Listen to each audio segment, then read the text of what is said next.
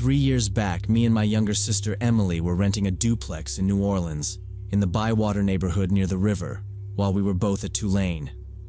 I was 22, she was 20.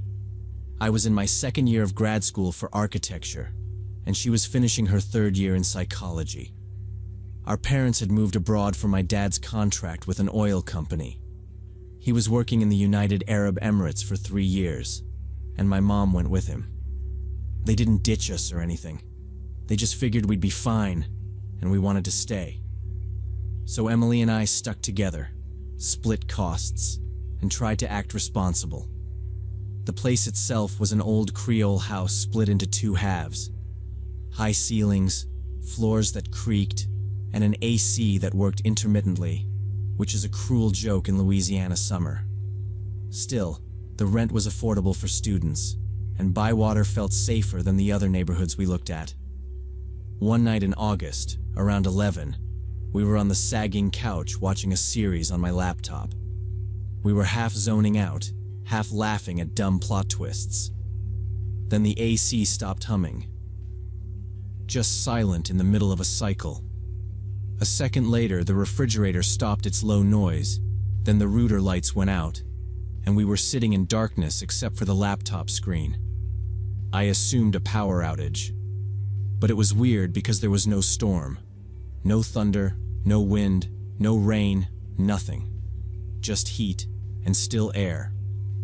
I shut the laptop and went to the front window to look outside. The streetlights were on. I could see light in the houses on both sides, TVs flickering, someone moving in a kitchen across the street.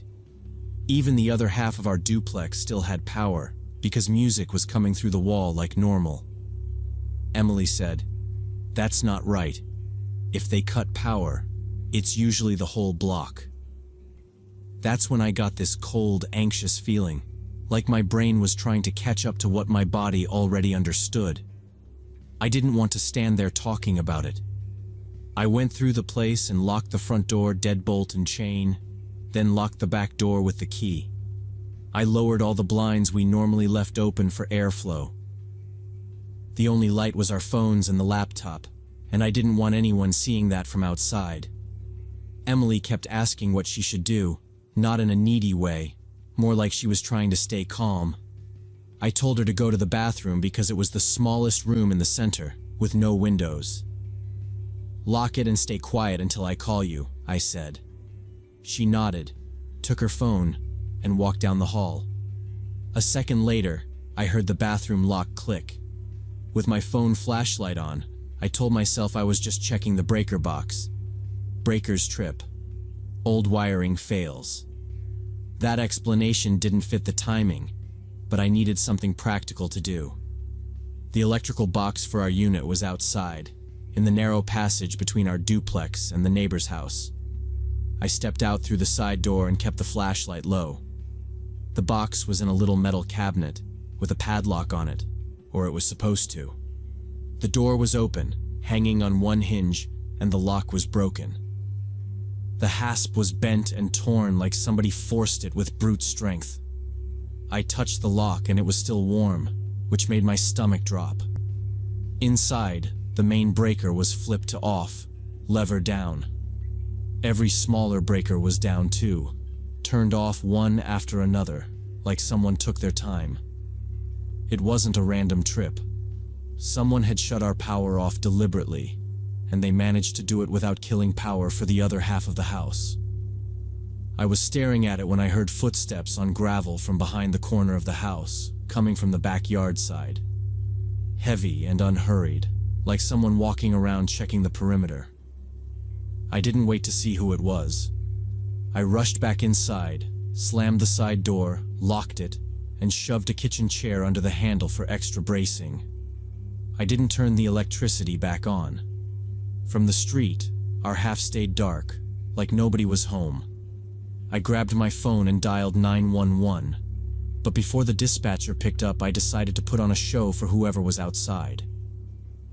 Loudly, so it would carry through the door and the thin walls, I said into the phone, "Yes, officer. Someone is trying to break into our house. We locked ourselves inside. There's 2 of us. My address is 3247 Burgundy Street, duplex, left half. Please come as soon as possible. Someone cut our electricity and they're walking around the house. I repeated the address twice. Only after I did that did I hear the dispatcher actually on the line, asking the usual stuff, my name, if anyone was hurt, if the suspect was inside. I answered fast and kept listening with one ear for noise outside. I added, a little louder again. We hear footsteps in the backyard right now. Right after that, I heard a sharp scramble, gravel spraying like someone took off running. It wasn't slow, careful steps anymore. I rushed to the back kitchen window and lifted the blind just a crack. I saw a dark figure, maybe a hoodie, hopping the wooden fence and dropping into the alley behind the houses. I didn't open the window and I didn't chase them, which Emily later thanked me for, like that was some brave choice and not just panic. I whispered down the hall, "Emily, stay in the bathroom." She said, "I'm here," and I heard her shift on the tile. The police arrived about 12 minutes after my call. It felt longer, but in New Orleans that was honestly decent. 2 officers came, a man and a woman, and they were calm in that professional way that made me feel stupid for shaking. I opened the front door with the chain still on until they identified themselves, then let them in and had Emily come out. They searched the yard and the alley with big flashlights, checked the side passage, and photographed the broken padlock on the electrical box. At the back window of Emily's bedroom, the female officer, Rodriguez, pointed at the flower bed. In the soft dirt were clear boot prints, ridged soles like work boots, around a 10.5 or 11. The prints were deep and close together, like whoever stood there had waited and shifted their weight while looking in. Rodriguez told us it was a common home burglary tactic in the city. They cut power to a single unit so the resident steps outside to check the breaker, and that's when they either slip in through a door they hope is unlocked, or they jump the person outside. She said we did the right thing staying inside and calling, because most people get curious and walk straight into it. They wrote up a report, took photos as evidence, and told us to replace the lock and add cameras. They also suggested we tell the neighbors, because whoever did it might try another house. Emily and I installed 2 cameras the next day, one on the front door and one on the backyard. A month later, when the semester ended, we moved into a student complex closer to campus with a gate, code locks, and someone on duty at night. Now, anytime the power goes out anywhere, I check if it's just me. If it is, I don't go outside to check it. I call the police first thing because seconds can mean the difference between safety and danger.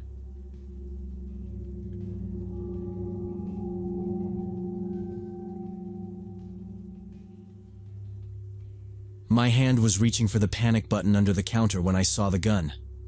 I was 22, working nights at a 24-hour convenience store in an industrial zone when my coworker called in sick. The owner, Sam, convinced me to work alone for double pay, $160 instead of $80 for an 8-hour shift. I needed it badly. My tuition debt was piling up and my account was always in the red. Sam kept saying it was fine. "Nothing's happened here in 2 years," he told me. "Cameras are on, and the alarm goes straight to police. If you feel weird, hit it."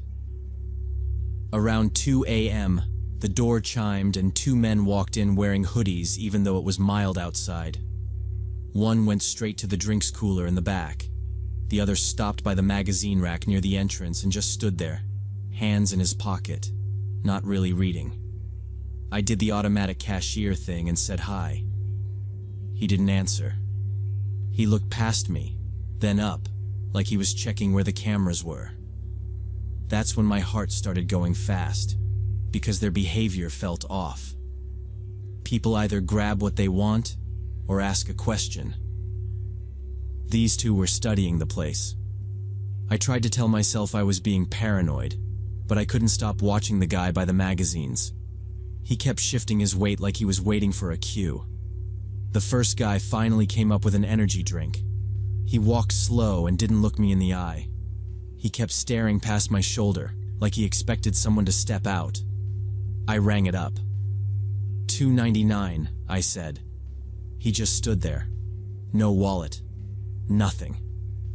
It was this long, quiet pause where I could hear the cooler hum and my own breathing. Then I heard footsteps behind me on my left. I turned and saw the second guy moving toward the end of the counter where the plastic barrier stops and there's that open gap for employees. He wasn't browsing anymore. He was coming in like he already knew exactly where to go. My instinct screamed to hit the panic button right now, and my hand slid under the counter, fingers feeling for it. And I hesitated. I hate admitting that, but I did. I had this stupid thought of Sam getting mad, or me getting written up for wasting police time, and my brain tried to make it normal. Maybe he just wanted gum. Maybe he was going to ask for cigarettes. Maybe I was being dramatic because I was alone. My fingers were almost on the button when the guy with the drink pulled a black pistol from his hoodie pocket and pointed it at my face. The barrel was close enough that I didn't have to squint to see the hole. The second guy leaned over the counter edge, grabbed my wrist hard, and yanked it away from under the counter. I went completely still. "Open the register," the gun guy said. He sounded young and nervous, like he was trying to copy a tough voice. "Don't do anything stupid." I opened the cash drawer with shaking hands. There was maybe $80 in small bills and change. Store procedure was to move any larger bills to the safe in the back whenever the drawer went over $100, and I'd done the last transfer around 1 a.m. The gun guy looked down, cursed, and his eyes got mean. He demanded I open the safe. I told him, in this shaky voice I barely recognized, that I didn't know the code, and only the day manager did. The second guy let go of my wrist and started ripping cartons of cigarettes off the shelves behind the counter, stuffing them into his hoodie. The first guy kept the gun on me, then yanked the landline phone cord out of the wall and threw the receiver into a corner. He snatched my cell phone from next to the register and pocketed it. The first robber ordered me to lie face down on the floor behind the counter and not move for 5 minutes after they leave, or they'll come back. I stayed flat on the cold linoleum with my arms over my head, like he told me, and listened.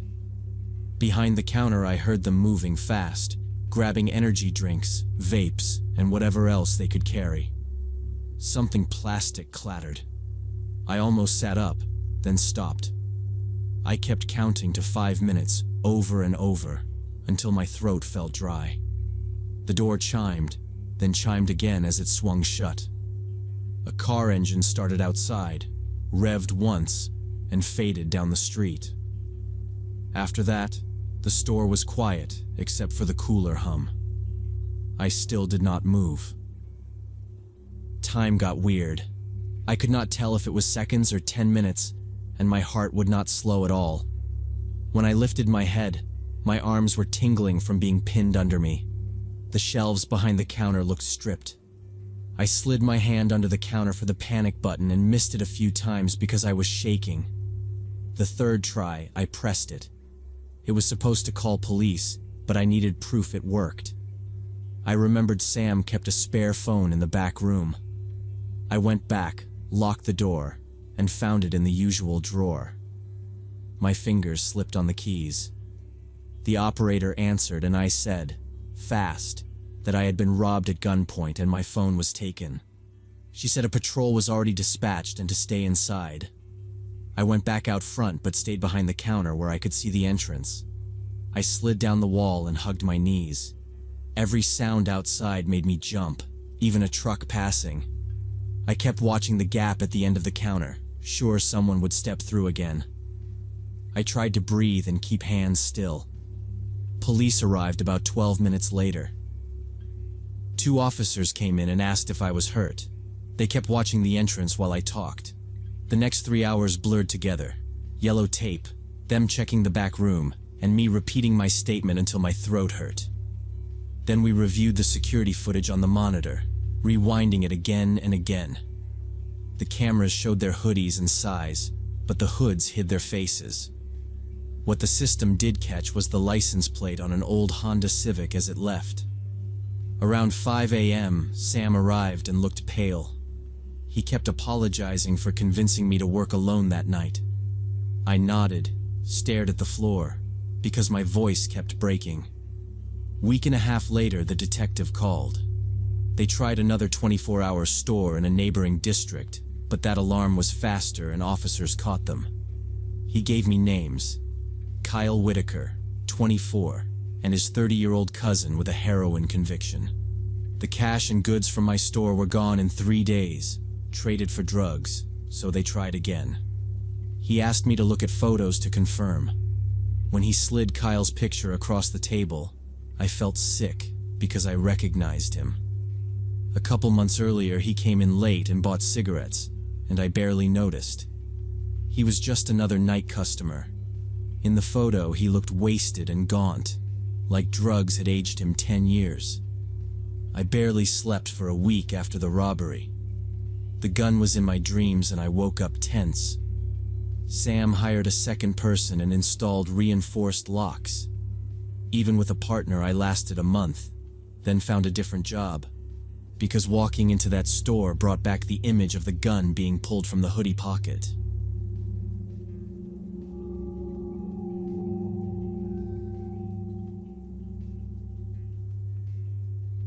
This happened last fall, early October of last year. I work as a junior accountant at a small consulting firm, and that Thursday, I had an extremely long workday. We were closing the quarterly report for a major client, and the deadline was Friday morning.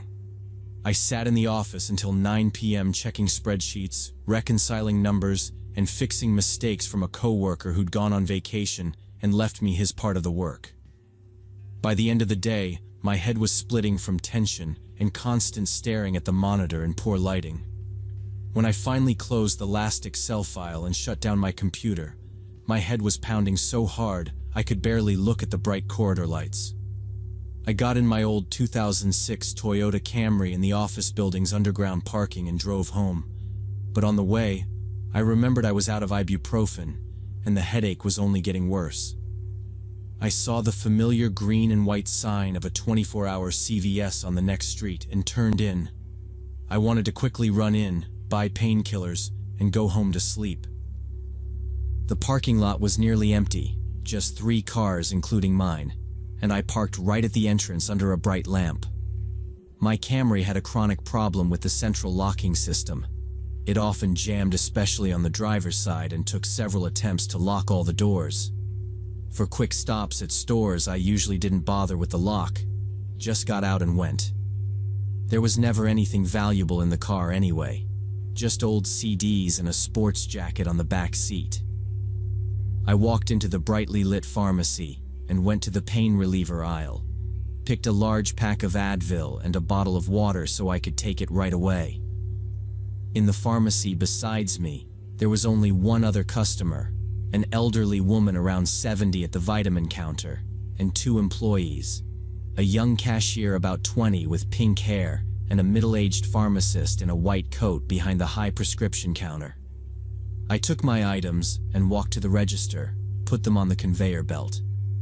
The cashier started scanning the Advil pack when the pharmacist called out to me from his counter about 5 meters away. He asked if I was the one who came in the gray Camry parked right at the entrance. I nodded, slightly surprised by the question. Why did he need to know?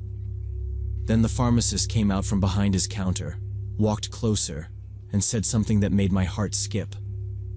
"Did you come alone? Because about a minute or minute and a half ago, I saw through the window some guy open the back door of your car and climb inside, closing the door behind him." I stood stunned, not knowing what to say. Thoughts raced through my head. Maybe it's a mistake. Maybe he confused cars. Maybe it's someone's stupid joke. The pharmacist pointed at the big storefront window.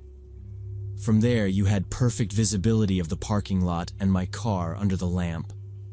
He explained he was standing at the tall prescription shelf arranging medication boxes alphabetically when he noticed movement outside.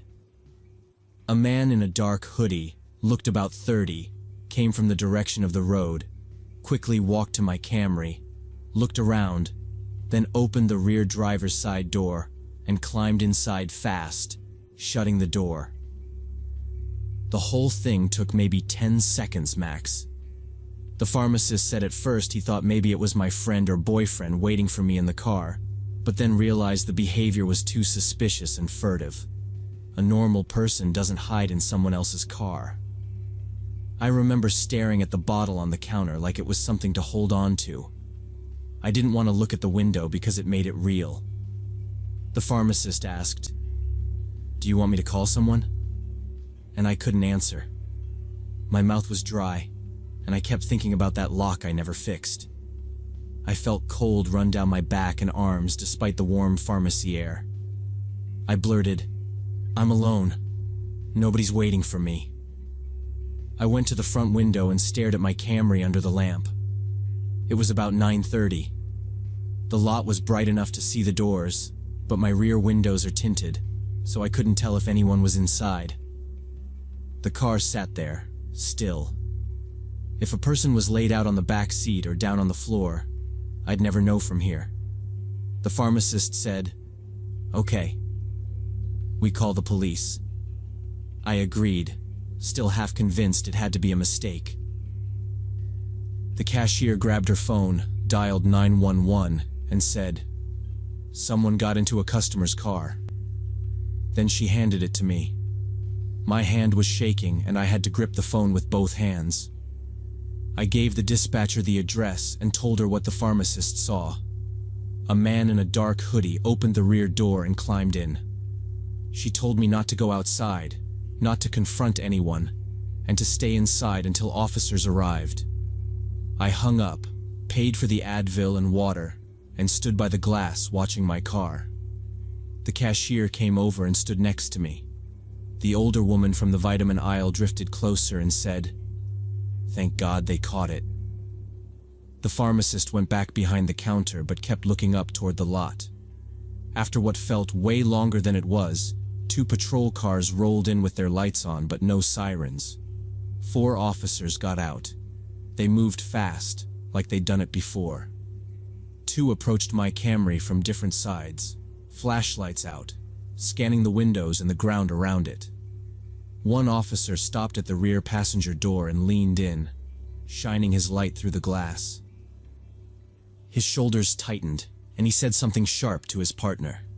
He opened the door hard and blasted the light inside.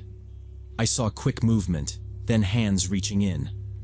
They pulled a guy out from low in the back, like he'd been folded down between the seats. My old gray sports jacket was over him like he'd tried to disappear under it. Dark hoodie, jeans, white sneakers, thin face, scruffy beard. He avoided looking up, and for a second I honestly felt stupid for ever leaving my car unlocked. They cuffed him and sat him on the curb. An officer came to the pharmacy door and asked me to step out for a statement. My legs felt weak, but I went. The sergeant, Thompson, asked the basics. Yes, it was my car. Yes, I was alone. No, I didn't know the man. He told me the guy wasn't answering questions, and they were taking him in for unlawful entry, and they'd look into what he was trying to do.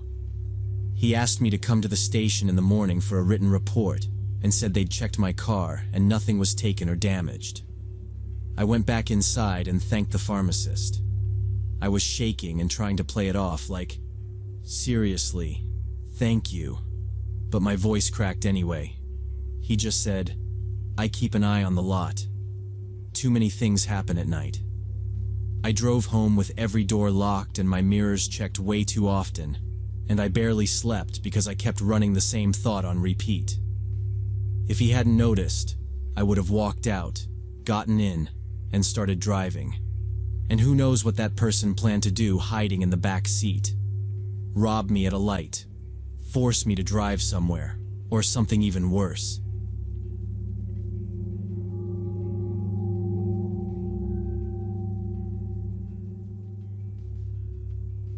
"8 years ago, when I was 21, I was studying at a small university in Oregon, where the crime rate was basically zero, and most students walked around campus freely even at night. Back then, I rented a cheap apartment 3 blocks from the main library and walked home often. I usually stayed late for studying because my roommates were loud, and the library was the only place I could focus. That Thursday, I stayed in the reading room until about 10:30 p.m. for a sociology exam. When I finally left, the corridors were empty and the desk lights off. I walked out with my bag and my keys already in my hand, not thinking twice about it. The student street outside was well lit, and there were still a few cars passing. I felt fine because I'd done that same walk dozens of times, and nothing bad ever happened. At the next intersection, I noticed a man in his mid-30s standing by a mailbox, looking down at an envelope like he was double-checking an address. He looked normal, like any local. Jeans and a jacket. Not drunk, not yelling, just waiting there, so I barely registered him at first. As I got closer, he looked up and asked, polite and casual, if I could tell him how to get to Weston Hall dormitory. I didn't stop fully, just pointed and said, 2 blocks straight, then left. He thanked me, and I kept going because bed sounded better than talk. Maybe 5 seconds later, I heard footsteps behind me. I told myself it was normal, that he was just heading the same way, but the pace matched mine too perfectly. I glanced back. He was behind me, about 5 meters away, and the envelope was gone from his hands now. I sped up without making it obvious, like I was just in a hurry. The footsteps sped up too. That's when my stomach sank. The street climbed uphill toward the residential area, and the lights thinned out fast. It went from campus bright to dim and quiet with nobody else around. I slowed for half a step to test it, and he slowed too, like he didn't want to pass me. That's what made it feel wrong. He'd asked for Weston Hall, and that was the other direction. If he was harmless, why not say anything? All I heard was shoes. We were deep enough into the neighborhood that every house looked asleep, windows dark, no one on porches. If he closed that 5-meter gap, I didn't see how anyone would notice, let alone help. My heart was racing, and my brain started throwing worst-case ideas like it was a game. The truth was, I didn't have pepper spray. I didn't know self-defense. I didn't even have a loud keychain alarm or anything like that. I had notes, a charger, and a stupid university ID card. I remember thinking this is what happens when you get comfortable and stop paying attention. Then I stopped hard, like I just remembered something. I turned around and made my voice loud and steady. I said, I know self-defense, I have pepper spray, and I'm not afraid to use it. None of that was true, but in that moment lying felt safer than running alone. He froze 3 meters away, like my words had hit a wall. For a few seconds he didn't talk. He just looked at me, face, and I tried to keep my shoulders back so I didn't look small. Then he smiled, not wide, but enough to show he wasn't scared. He said, calm and almost friendly, relax, I'm just walking in the same direction. Don't be so paranoid. The way he said it made my skin crawl because it sounded rehearsed, like he'd used that line before. I stood there, still facing him, waiting to see what he'd do next. I've replayed those seconds for 8 years because I can't tell if he was lying or testing me, and that uncertainty sticks. In that moment, I learned how thin safe really is for me. Then he turned left onto a side street and disappeared around the corner of a building. I stood there for another minute, listening, trying to tell if he was still nearby or if he'd actually gone. I didn't hear anything, which made me feel both relieved and stupid. Then I ran the rest of the way to my apartment. Not a jog. A real run with my bag bouncing and my keys clenched hard in my fist. I didn't look behind me until I hit my block, and even then I kept moving. Inside the building, I took the stairs 2 at a time and fumbled my key like I'd never used it before. Once I got in, I locked everything. Deadbolt, chain, the little knob lock. I checked the windows even though I was on the second floor. I pulled the blinds down. I put a chair against my bedroom door. I know that doesn't really stop anyone, but I needed to do something. I spent the night practically sleepless, jumping at every sound in the stairwell, and I kept my phone in my hand in case I had to call. In the morning, I convinced myself I'd overreacted. It was Oregon, small campus. Nothing ever happened. Maybe he really was just walking in the same direction and my bluff freaked him out. I thought about reporting it to campus police, but I had no name, no plate, no actual crime, just a guy behind me. I pictured the officer writing it down while I sounded dramatic, and I couldn't deal with that. So I didn't call. I went to class and tried to forget it. A month later, early December, an emergency alert went out through campus news. I remember seeing it and thinking it was another stolen bike thing. It wasn't. An art student had been attacked on a street 2 blocks from the library late at night. The message described the attacker approaching her and asking for directions. When she turned away to point the way, he grabbed her and started hitting her. She screamed, and passers-by heard it, called police, and managed to pull him off before it got worse. The street name was the same one I'd walked, and my hands started shaking. When they showed the arrested suspect on local news, I recognized him immediately. Same face, same jacket, same calm smile like I'd imagined it 100 times. I called the number on the alert and told them I'd had an encounter with him weeks earlier. A detective called me back and had me go through it in order. Where he stood, what he asked, how close he got, when he turned off. He said the suspect had been stalking female students for several weeks, watching who left the library alone, studying their routes, and choosing spots where there wouldn't be help. Hearing that made my maybe I'm paranoid excuse feel pointless. I asked him if my report back then would have changed anything right there. He didn't promise it would, but he said an earlier call like mine would have put extra patrols on that corridor and maybe pushed them to look at footage sooner. Then he told me, in a pretty blunt way, not to blame myself, because people hesitate when they're not sure, and that's what guys like this count on. I said I understood, but I didn't. Not really. I still think about that night when I'm walking alone, and I still hear myself deciding not to make a fuss. That girl got hurt because I stayed quiet, because I was afraid of looking stupid, and I can't stop thinking she'd be okay now.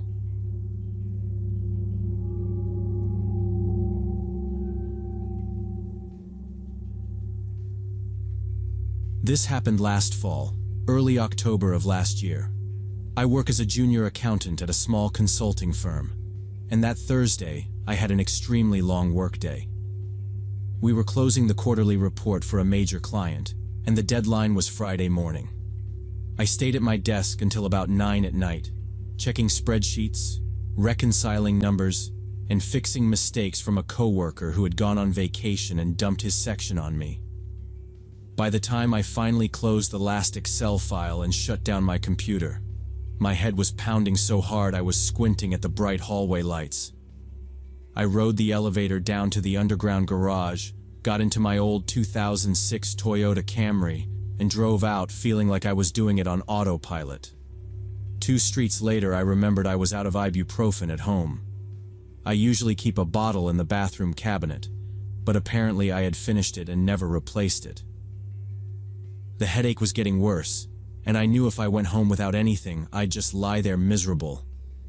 I saw the green and white sign of a 24-hour CVS on the next street and turned in, thinking I'd be in and out in 2 minutes. The parking lot was almost empty, just 3 cars including mine. I parked right by the entrance under a bright lamp, mostly because it felt like the obvious safe choice. I didn't notice anyone walking around outside, no guy loitering, nothing. Just quiet. It was the kind of empty lot that makes you think everyone else is home already asleep. My Camry has this chronic issue with the central locking. It jams, especially on the driver's side, and it takes a couple tries to lock all the doors.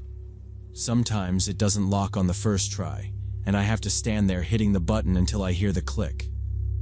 For quick stops, I usually didn't bother, because there was never anything valuable in the car.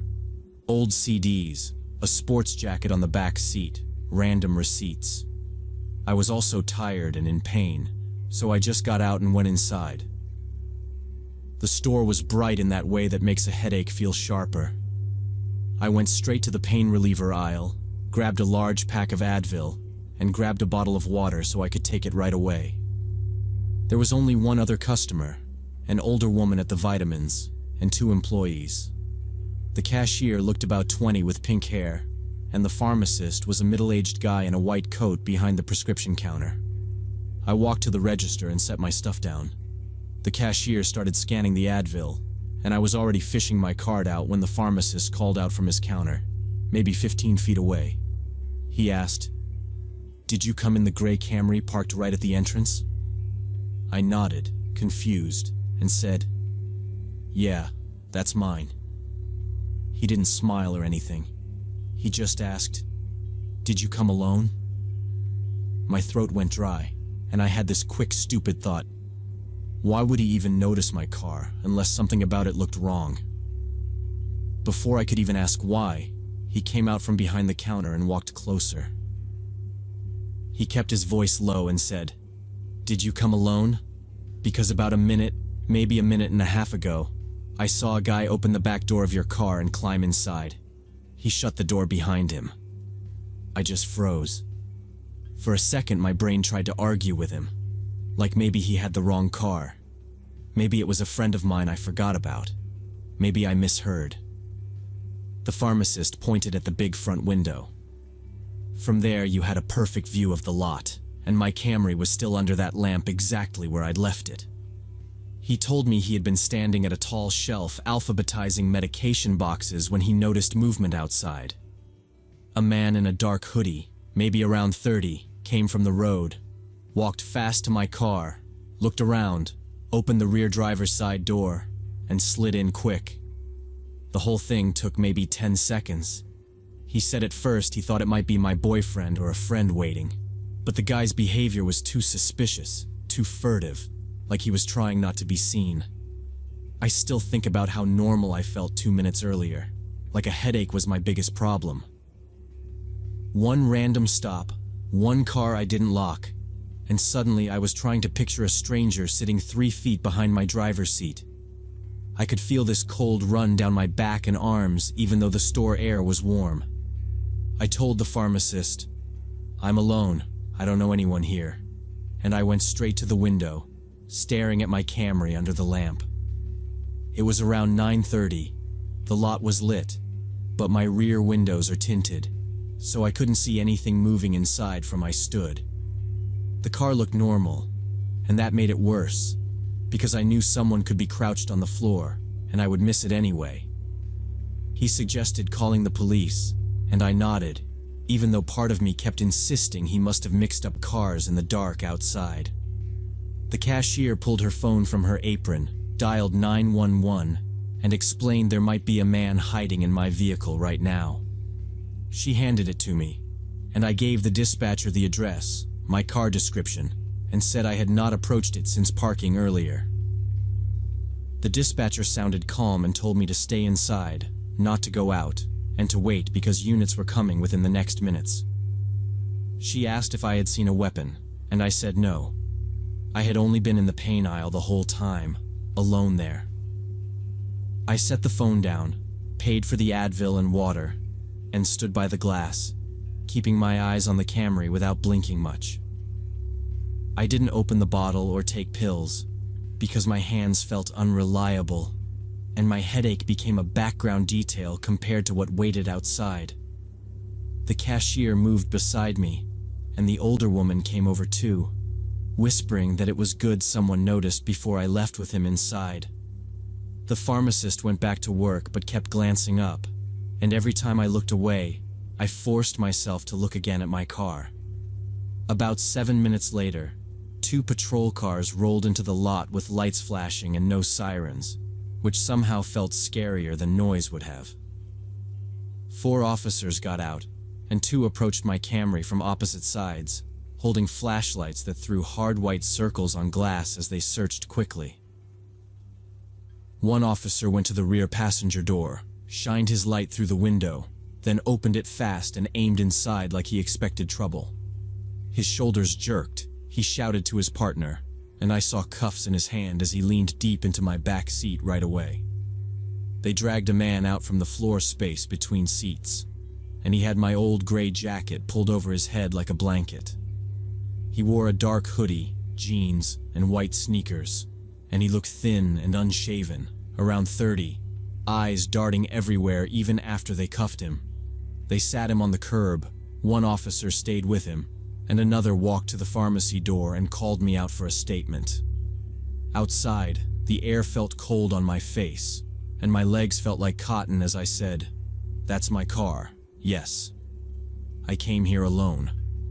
The sergeant introduced himself as Thompson and asked if I knew the man, and I kept repeating, "No, never seen him, not once, not ever." He said the guy was refusing to talk, they would take him in, and charges would likely be unlawful entry and attempted robbery or worse.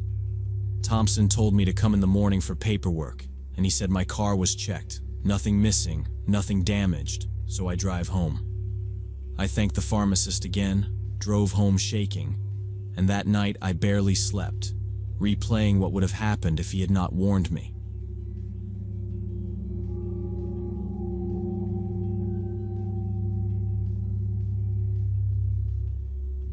So back in college, me and 5 friends had this hobby called urban exploration. We explored abandoned buildings and posted videos on YouTube.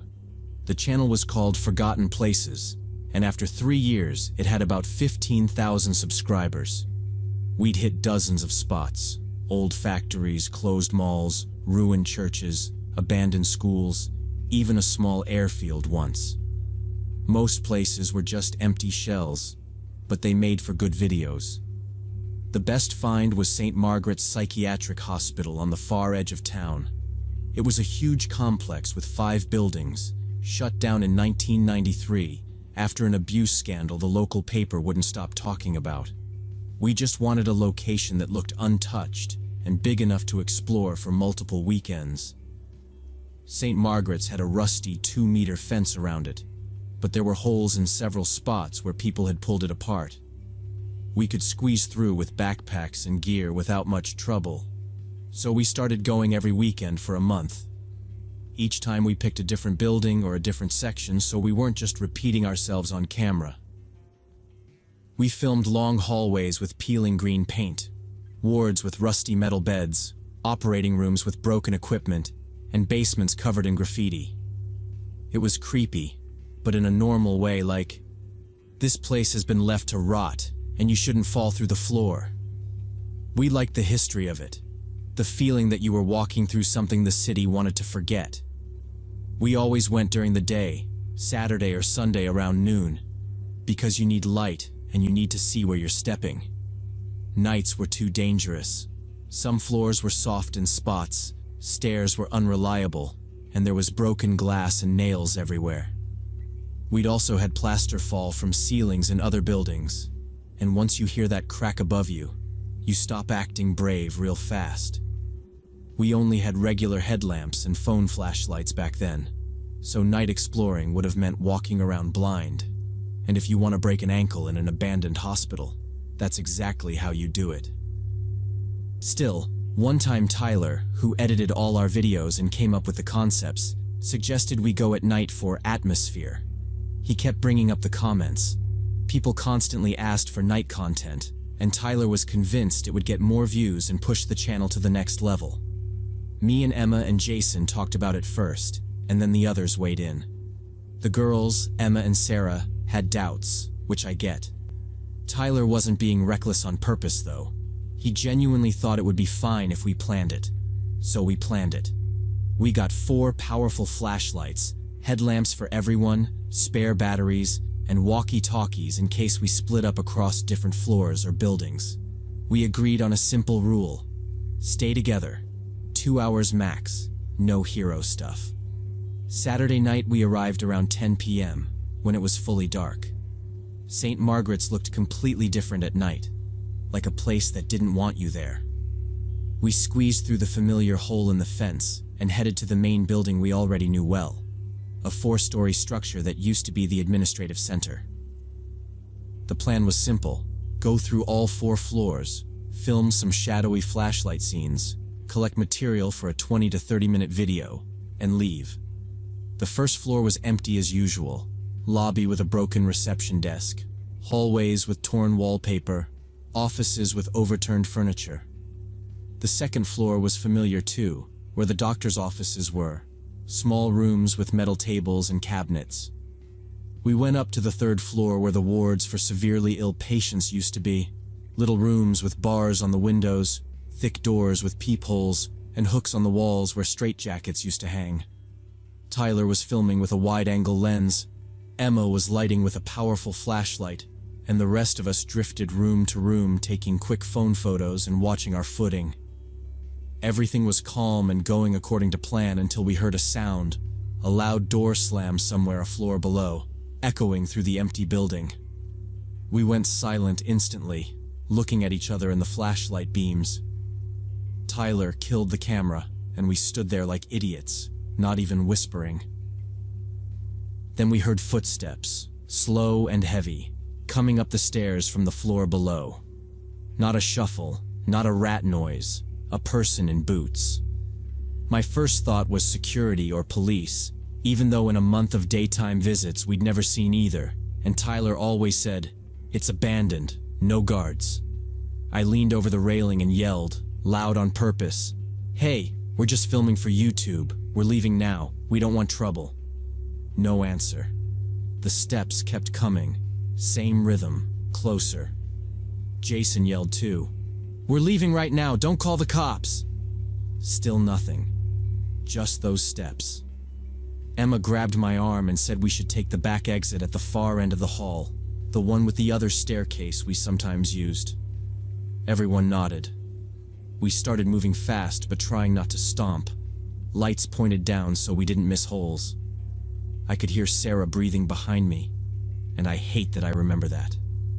Halfway down the hall, the footsteps sped up. Then it wasn't one set anymore.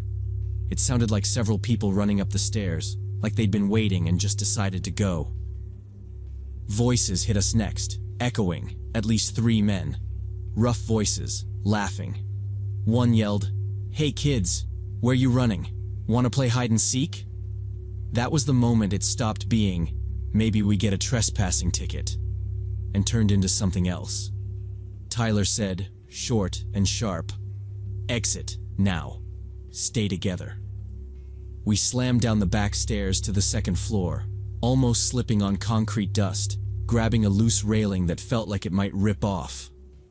Above us, they were running too, stomping and yelling like it was a game. We hit the 1st floor and sprinted for the main doors, and then my stomach dropped again. 3 guys were already in the lobby, flashlights up, blocking the path to the exit. One had a piece of pipe or a metal rod in his hand. He smiled and said, "Stop. Let's talk." None of us stopped. We turned hard into a side hallway toward the emergency exit by the old cafeteria. Their footsteps thundered after us and something flew past. Then glass shattered behind, like they threw a bottle. We shoved through a broken door and the cold night air hit my face. We ran across the overgrown yard, straight for the fence, not looking back. We squeezed through the hole we'd always used and someone tore their jacket on the wire. I heard the rip and a curse. Our cars were parked down the dirt road, 2 of them, and we piled in. Tyler drove me, Emma, and Sarah. Jason had the others. Tyler got the key in, hands shaking, engine turning over, but the headlights wouldn't come on right away. Jason's car was already pulling out, and we sat in darkness while I looked back and saw 3 men stepping out from behind the fence, walking toward us. Tyler finally got the headlights to flare on, hit the gas, and the car lurched onto the asphalt. We raced down the hill and didn't stop until a gas station a few miles away, where Jason was already waiting, Under those bright lights, with normal people coming and going like nothing happened, all I could think was how we acted like that hospital belonged to nobody. Ever. And it didn't. Not at night. And not to kids with cameras.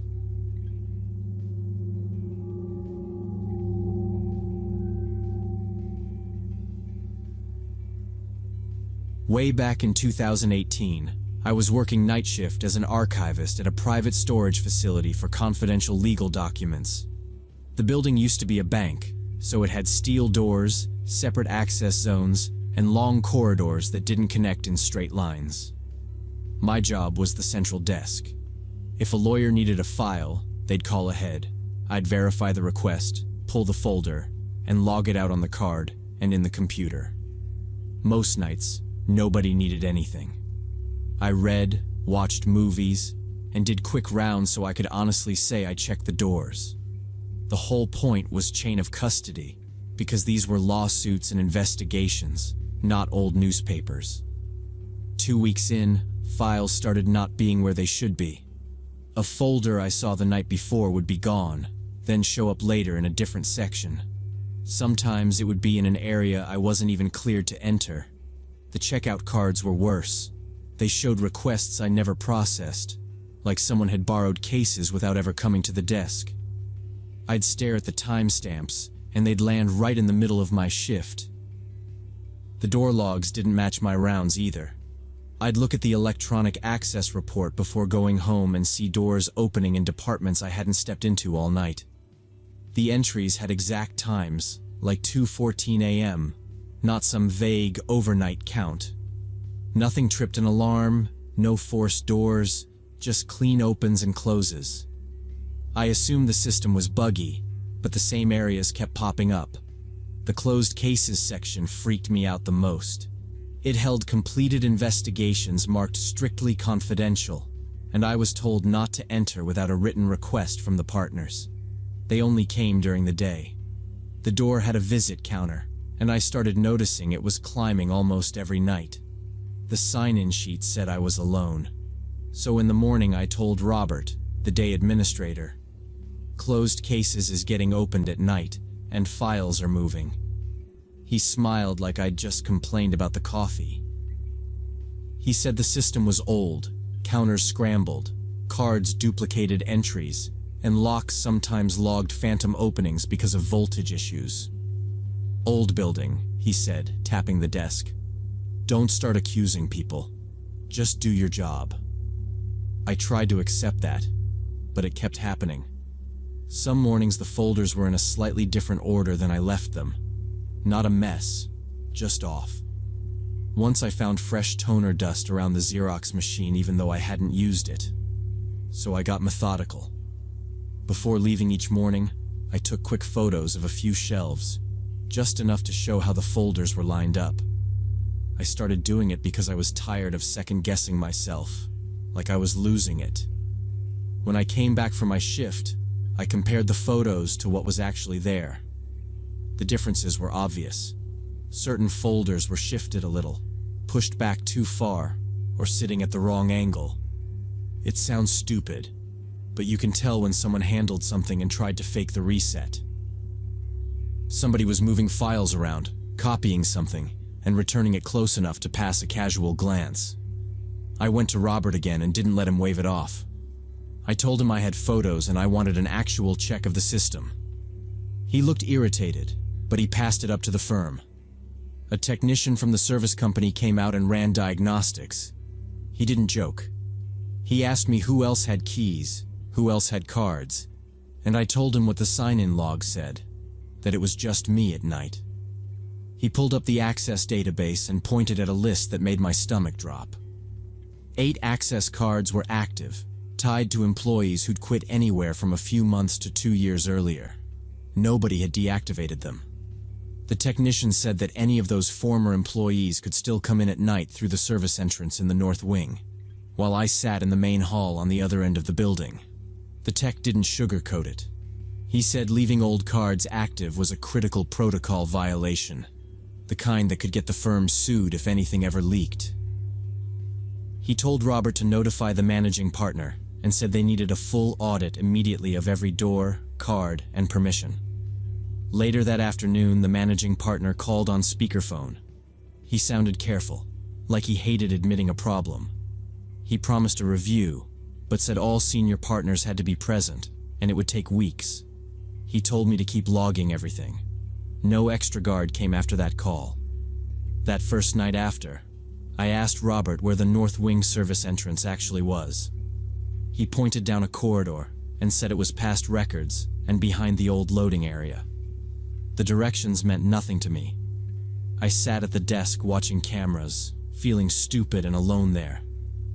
Within an hour, I heard a hinge squeak somewhere far off, then a soft thump like a box set down. I grabbed my flashlight and checked the nearest halls, testing handles with my hand. Nothing. Back at the desk, 10 minutes later, I heard paper rustling from the Xerox room. That pattern repeated for nights. Sounds would start, I would check, and everything was empty. Then I would return and hear it again. Sometimes it was slow footsteps. Sometimes it was the Xerox tray clacking. I never found a door open, which meant no easy proof to show anyone later. After about a week, I pictured the simplest explanation: a former employee who kept an active card. I imagined them waiting near a corner, listening for me to leave the desk. I stopped taking long rounds. Sometimes I'd call out, "This place is monitored," even though it sounded weak anyway. I started sleeping badly during the day. At home, I'd jerk awake to normal sounds and just lie there listening. Friends said I looked sick, like I'd been partying too hard. I stopped explaining because it sounded like a ghost story, and it wasn't. It was bad access control period. 2 months after the tech visit, nothing had changed. The audit kept getting pushed because one partner was in trial, another was traveling, and compliance wanted meetings. Robert would shrug and say, "They're working on it." One morning after a search, I typed resignation and left it on Robert's desk. They called me in and tried to talk me out of quitting. The partner said the logs were wrong, the system was old, and the ex-employees with active cards lived in other states. He said there was no breach. I told him I wasn't accusing anyone, I couldn't stay. After I resigned, they still talked about the audit like it was around the corner. It never happened while I was there. They said it was too complex, thousands of folders, schedules to coordinate, partners needing to sign off, and court sessions kept wrecking meetings. The dates got pushed again. Before I left for good, they tried to reassure me. Robert and the partner said the old system logged phantom openings and scrambled counters. They pointed out the former employees with active cards were in other cities and had new jobs. They said nobody was breaking in at night anyway. I never got an answer, and that is the part that messes with me. Maybe someone was copying confidential files for money or leverage and I just missed them every time. Maybe it was software and a settling building. Either way, I learned how fast rules become excuses at night.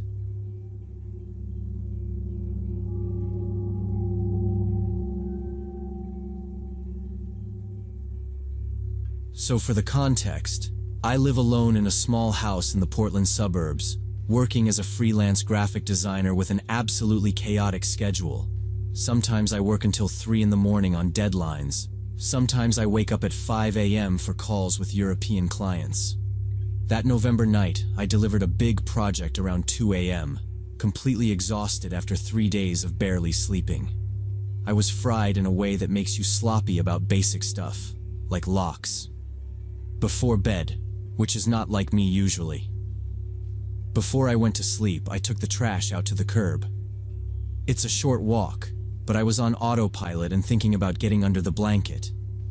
I came back inside, closed the door, but forgot to turn the key in the lock. I just pulled it shut and headed down the hallway. I actually thought, I'll come back and lock it, and I even slowed down like I might. Then I got into bed and decided I'd do it in the morning. I fell asleep almost instantly. No excuses, just tired and stupid, and it mattered later. Maybe 30 minutes later, I woke up to a sound that cut straight through the sleep haze. It was the front door hinges, that exact creak my house makes when the door moves. At first, I tried to convince myself it was the wind, even though there wasn't any. Then my brain caught up, and I remembered the unlocked lock. My heart started pounding, and my mouth went dry. I stayed still, listening, hoping I'd misheard. Then I heard it again, softer, like the door settling after being opened. I could not hear voices, but I heard someone step inside. Careful footsteps followed in the hallway. Slow, almost polite, but the old wood floor creaks under any weight, no matter how careful you are. I snapped fully awake and realized someone else was in my house, right now, while I was in bed. My phone was on the nightstand, maybe a foot from my hand, but I couldn't reach for it. I was sure the smallest movement would give me away. My hands were shaking so hard I had to pin them under the blanket to stop them. I tried to remember if I had told anyone I lived alone. The footsteps stopped right outside my bedroom door. I could see the shadow of feet under the door, just standing there in total silence. It felt like a whole minute. Then the doorknob started turning, slow and controlled, like they were testing if it would click. I squeezed my eyes shut and pulled the blanket up to my chin, trying to breathe like I was asleep. The door opened maybe 8 inches. Cold air from the hallway hit my face and I felt watched. I didn't know how long they looked, but I kept my breathing shallow and stayed still. The door closed with the same creak, and the footsteps moved away toward the kitchen. I heard drawers open, then cabinets, and something sliding across the counter. It sounded like searching. A few minutes later, the front door creaked again, and I heard the lock click from the inside. Then nothing. I stayed frozen for another 10 minutes because I didn't trust the silence. Finally, I sat up, locked my bedroom door, and grabbed my phone. When I called 911, I could barely talk, but the dispatcher kept me focused. She told me to stay until officers arrived and searched. Police showed up about 20 minutes later. 2 patrol officers did a sweep, checking every room, closets, basement, attic, and nobody was there. The front door was closed but unlocked from the inside, which matched what I'd heard, and one officer nodded like he believed me.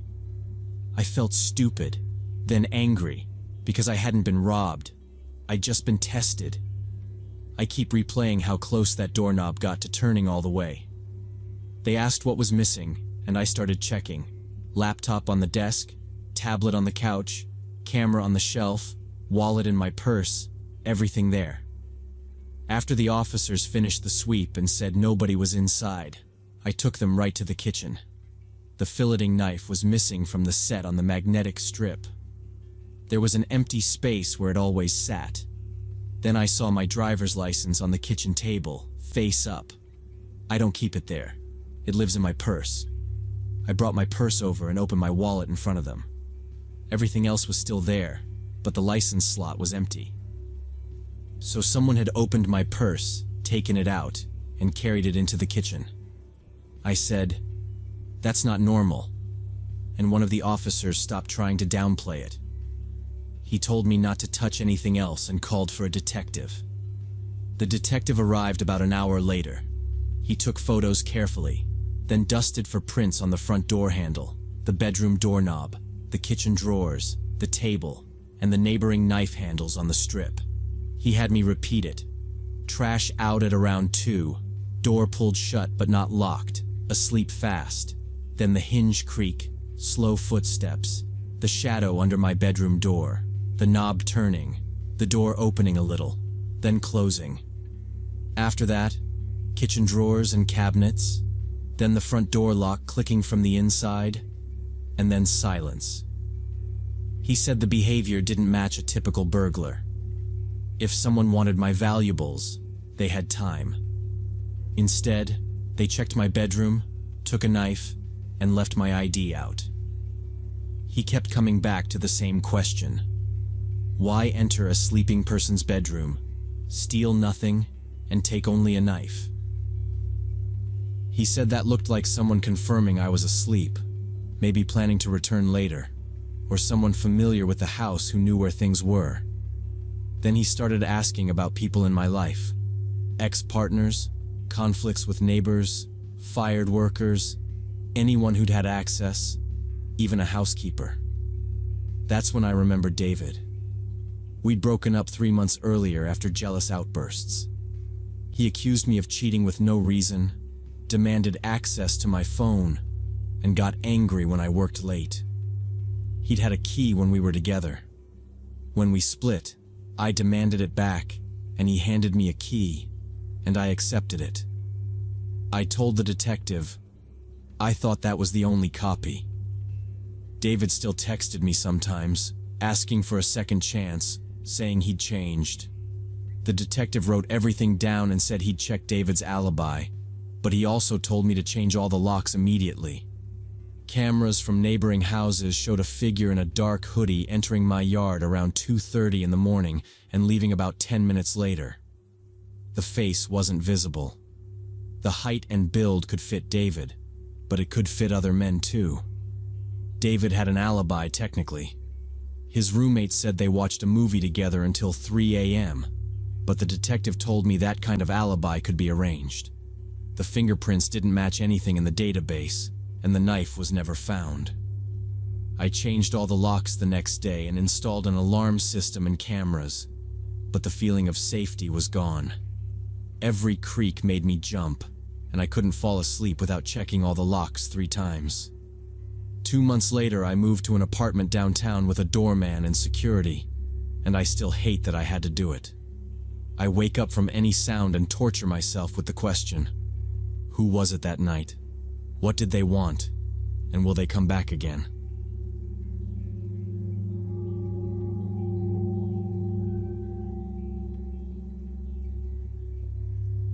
Last summer, me and my cousin Marcus were driving back from a music festival in Albuquerque.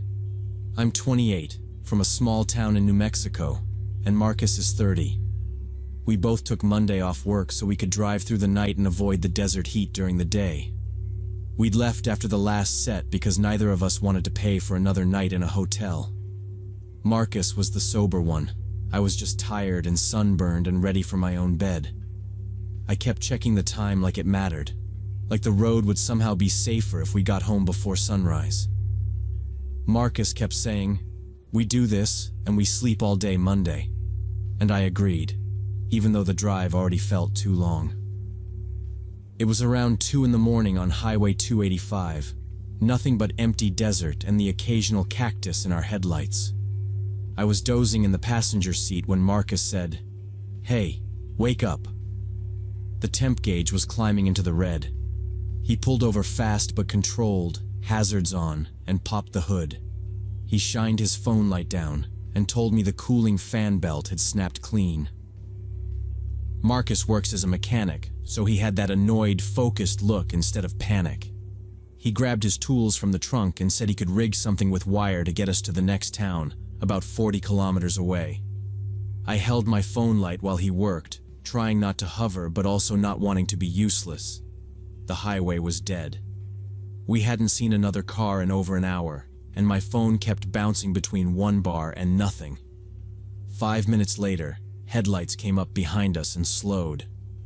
A dark van pulled onto the shoulder maybe 20 meters back. Not close, not passing, just sitting there.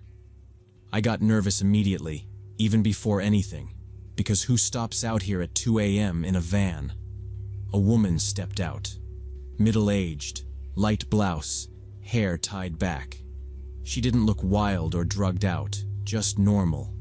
She walked over and asked politely if we needed help, if she could drive us to the nearest town.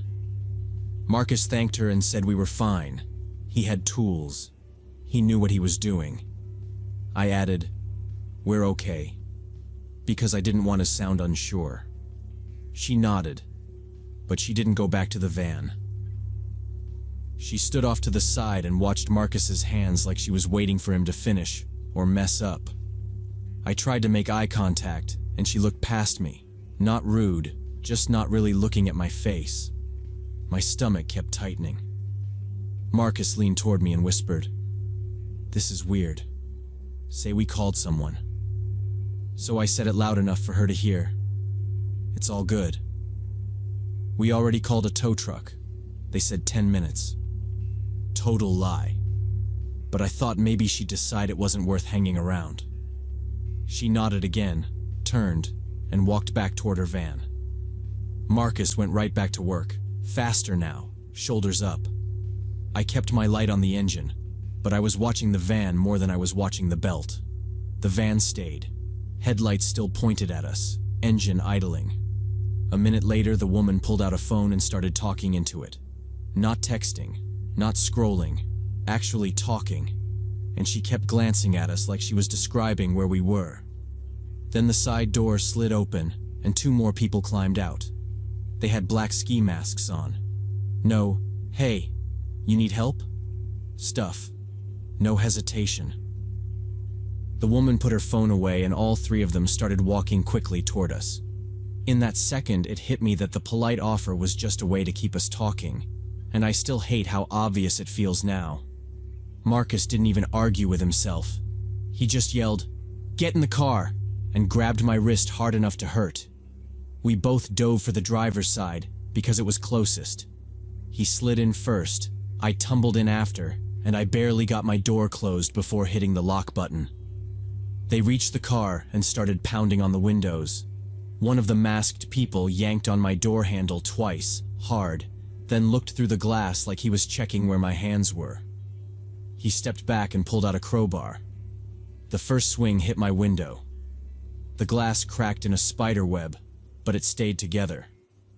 Marcus turned the key and the engine started, but it was overheated and sputtering like it was coughing. He muttered, "Come on," and pumped the gas. The second swing came down on the rear side window and it shattered instantly. Glass flew into the back seat and onto my shoulder.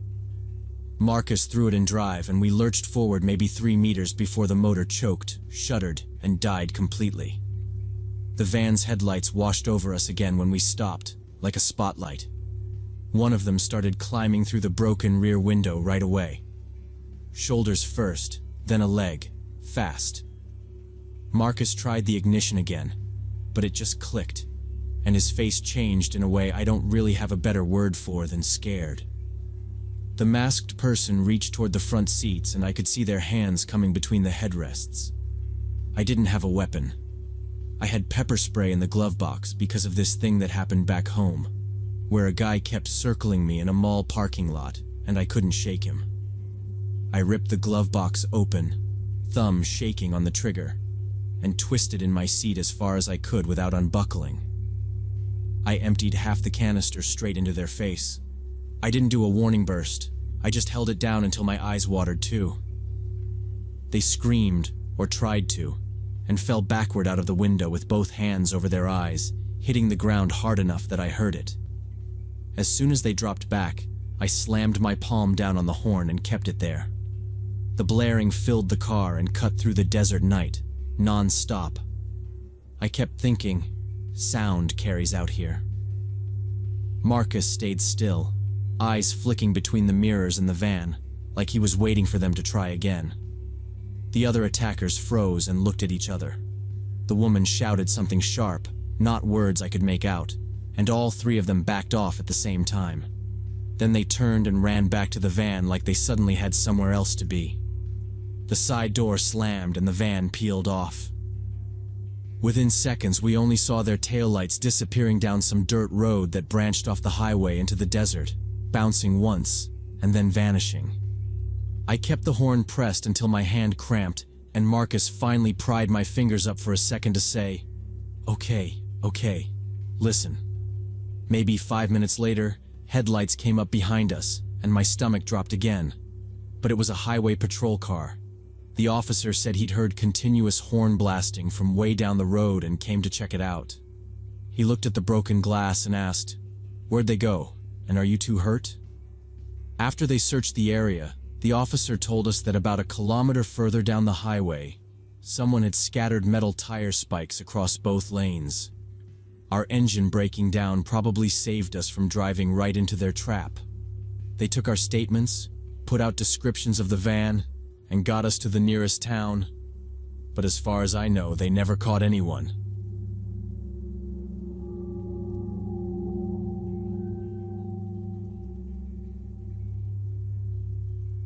I've been working on my small ranch in the foothills for the past 15 years, raising alpacas for wool production. Quiet, steady work that brought in about $4,000 a month. I'm Elizabeth, and it wasn't some hobby setup. 23 animals, routine checks, feeding, shearing, vet calls, and paperwork.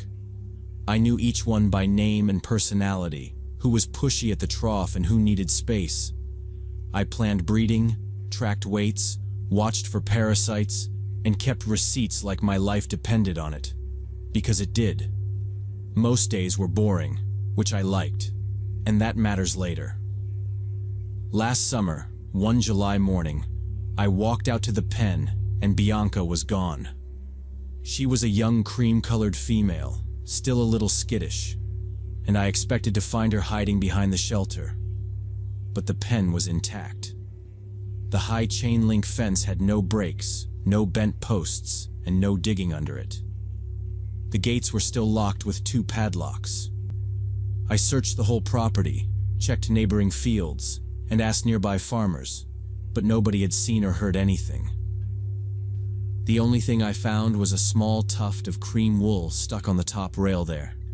That tuft was too high for her to catch herself on, so my brain went to people, not coyotes. Alpacas are valuable, and taking one quietly would take planning.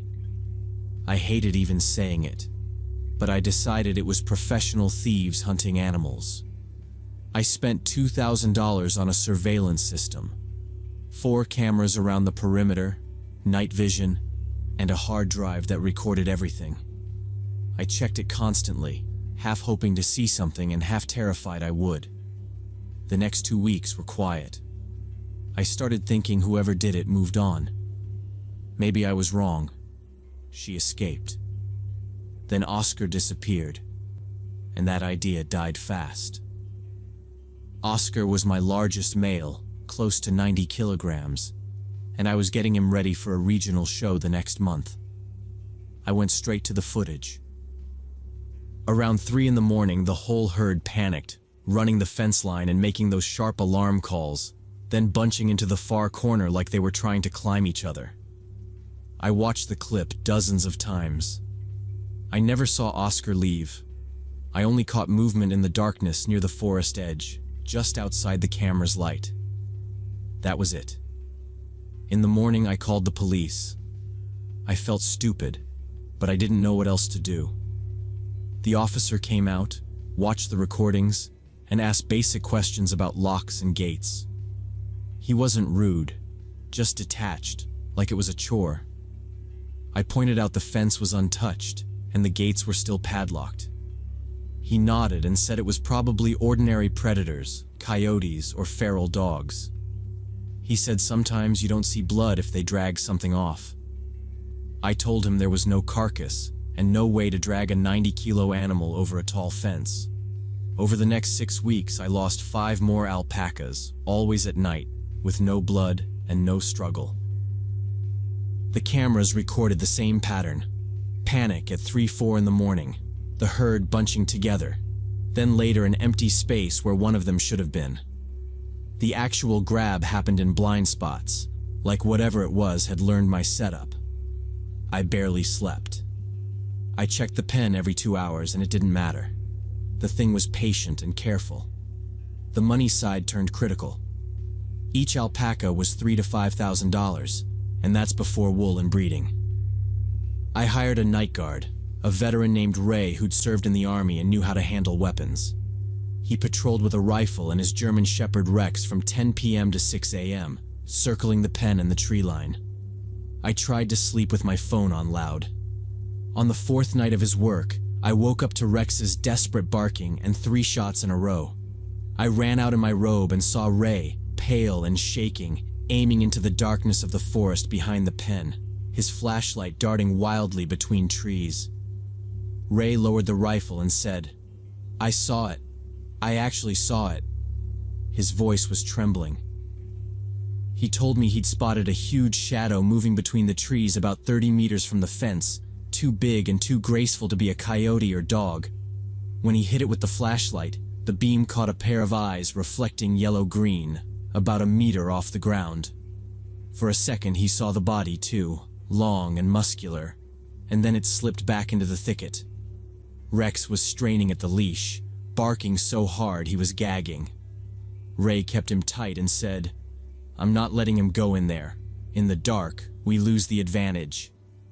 The 3 shots were warnings. He fired up and away, hoping the noise would scare it off, but he admitted he wasn't sure it worked. At dawn, we walked the forest edge. The fence was locked and intact, no cut links, and no digging under it. By the stream, the dirt was soft, and we found prints that made me go cold. 4-toed paw marks the size of my palm, no claw marks, clearly feline, and bigger than any bobcat. On the lower barbed wire there were scraps of short, reddish-brown fur. I photographed everything and contacted the regional wildlife control department, sending the photos and the camera clips. 2 days later, a biologist named Thomas arrived. He measured the tracks, studied the fur under a magnifying glass, and said, "Mountain lion. Large, adult male." Based on the track size, he estimated around 70 kilograms. He explained drought and fires in the mountains had wrecked normal hunting grounds and pushed cats down toward farms. "They usually avoid people," he said, "but hunger makes them take risks." He told me not to try to track it myself. "Don't go looking for it," he said, "and don't let the dog chase it." He explained a cornered cat can turn on a person fast, and a dog can bring it straight back toward the house. I wrote down his number and saved it under Wildlife Thomas on my phone before he left. He told me to raise the fence to 2 meters, install bright lighting, add sound deterrence, and not go outside alone in the dark. I spent my last $8,000 of savings and took out a loan for another 5. We raised the fencing, put up floodlights, added motion sensors and sirens, and ran extra wire along the bottom and top. Ray kept patrolling, but now Wildlife Control issued him a tranquilizer rifle and told him to call immediately if he saw the cat. They set 3 cage traps in the forest with meat bait, hoping to catch it alive and relocate it. 3 weeks ago, I saw the last signs. Fresh tracks right on the boundary early in the morning, and scratches on an old oak about 1.5 meters up. The territorial markings Thomas had described. Since then, there have been no attacks. The alpacas calmed down, stopped panicking at night, and started eating normally again. The traps are checked every 3 days, but the lion never got caught. Thomas thinks it either went farther into the mountains after the drought eased with autumn rains, or it was shot by poachers in a neighboring county, or it switched to wild prey once it had better options. I want to believe the threat has passed, but every night I still wake up at the slightest rustle, check the cameras on my phone, peer into the darkness outside the window, and listen to sounds from the pen.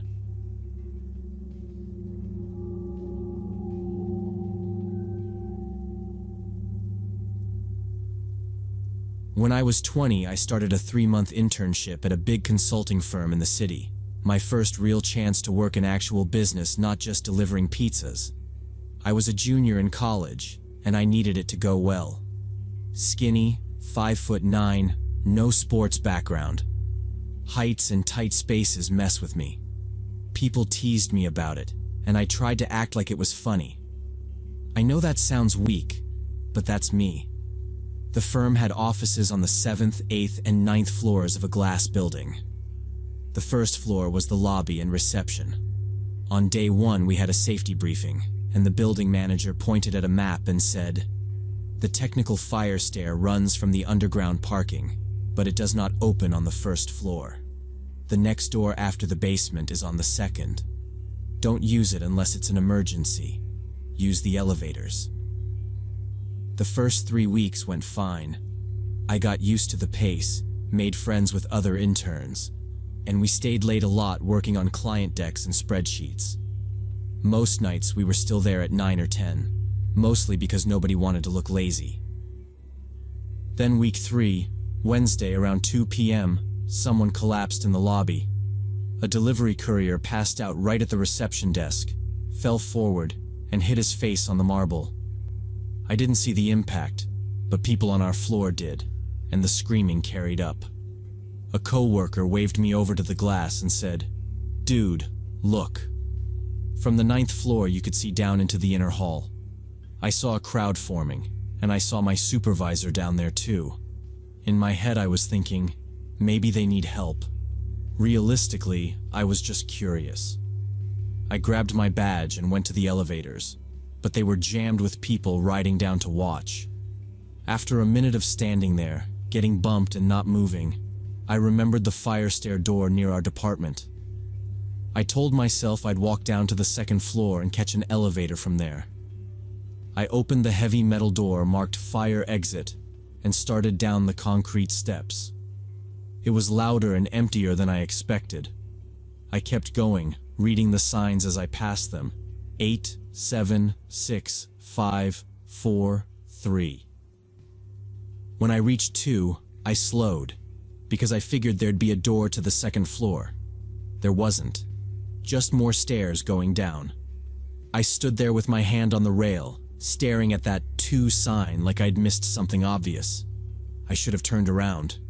But I was already tired from walking down, and I told myself it would be faster to just keep going to the bottom. The underground parking had to have an exit, and from there I could take an elevator up. The lower levels got dimmer. The walls changed from plain concrete to pipes, cable trays, and utility labels I didn't understand. The air got cooler and damp, and my stomach did that sinking thing it does when I know I'm somewhere I shouldn't be. Finally, I hit the lowest landing. A sign read, B2 Technical Floor. There was a heavy metal door, and I pushed it open and stepped into the building's technical basement. It was huge, like a warehouse someone forgot about. Concrete floor, low ceiling, ventilation ducts, shelves of equipment, coils of cable, boxes along the walls. The lights were spaced out and weak, leaving big dark gaps between the shelves. It didn't feel like a place people worked in, more like a place people only came to when something broke. I saw a service freight elevator at the far end, a big metal platform behind a gate, and I headed toward it. Without thinking, I pulled the stairwell door shut behind me, and it slammed hard and echoed. At the elevator, I hit the call button and nothing happened. Next to the buttons was a card reader with a red light. Staff only, obviously. I turned around, went back to the stairwell door, grabbed the handle, and pulled. The door wouldn't open. Panic hit in waves when I yanked the handle again, and it still wouldn't move. I stared at the latch, waiting for a click that never came. Then I remembered my phone was upstairs, charging on my desk, because I'd been trying to look professional. So I was in a locked basement with no phone and no way to tell anyone. Nobody would notice for a while. I kept telling myself to stay calm. I walked the room fast, checking every wall and aisle. There were electrical closets with warning stickers, but the handles were locked. I checked behind shelves, behind stacks of boxes, even under a loose pallet. No exit signs, just storage, cables, and dead ends. It couldn't have been more than 10 minutes, but it felt longer.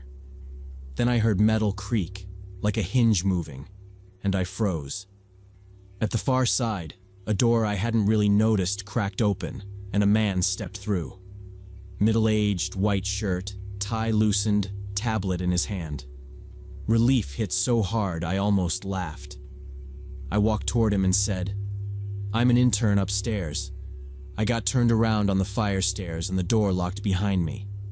I don't have my phone. Can you help me get out?" He flinched like I'd scared him. "What are you doing down here?" he said, too loud for the space. I repeated it, faster, and asked if he had a key card to open the stairwell door or call the elevator. He didn't answer that. He glanced back through his doorway and said, "I know another way out. Follow me," and started walking away. I pointed over my shoulder. "Isn't it right here? That door goes to the stairs." He turned fully toward me and I saw his face clearly. He was sweating, beads on his forehead, even though it was cool down there. Behind his glasses, his eyes kept darting. "No," he said, sharper. "Not there. This way is faster." He headed deeper into the basement, away from the stair door and the freight elevator, toward the area that was basically unlit. I didn't follow. He kept looking around as he walked, like he was checking where he was, and that made my stomach twist. If he belonged here, he wouldn't look lost. I started backing toward the stairwell door, slow, hands out. He stopped and snapped, "Hey, where are you going? Come here." The tone was commanding. He pointed toward the far wall. I looked, and it was just stacked boxes in a corner I'd already checked. No doors, no exits. In that moment, it got simple. He wanted me away from every exit and closer to a dead end. He watched me, waiting for me anyway. I didn't know if he was trying to rob me, hurt me, or keep me down there for some other reason, but the reason didn't matter. I'd spent my life being the anxious guy, the one who overthinks and gets told to chill out. And down there I realized that can be useful, because my brain was already listing what I had and what I didn't. I didn't have my phone. I didn't have a weapon. I didn't have leverage except the fact that this was an office building in daytime, with people upstairs who would freak out if they heard someone yelling. Noise was the one thing he couldn't take from me without getting close. If he was harmless, he'd back off, and we'd both be embarrassed. If he wasn't, at least I wouldn't disappear quietly. That's when I decided to scream.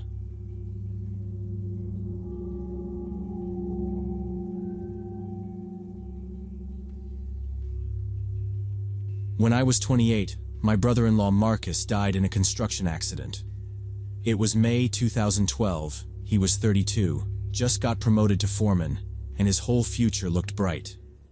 The scaffolding collapsed during installation because the contractor cut corners on safety, and Marcus fell 3 stories. James got the call while I was at work, and he just said, "It's Marcus." Like that explained everything. By the time I met him at the hospital, his hands wouldn't stop shaking. A nurse kept asking for our names, and I answered wrong, because my brain was stuck on the word fall. Marcus was funny and kind, the guy who'd show up with tools and snacks and act like he was doing you a favor by helping.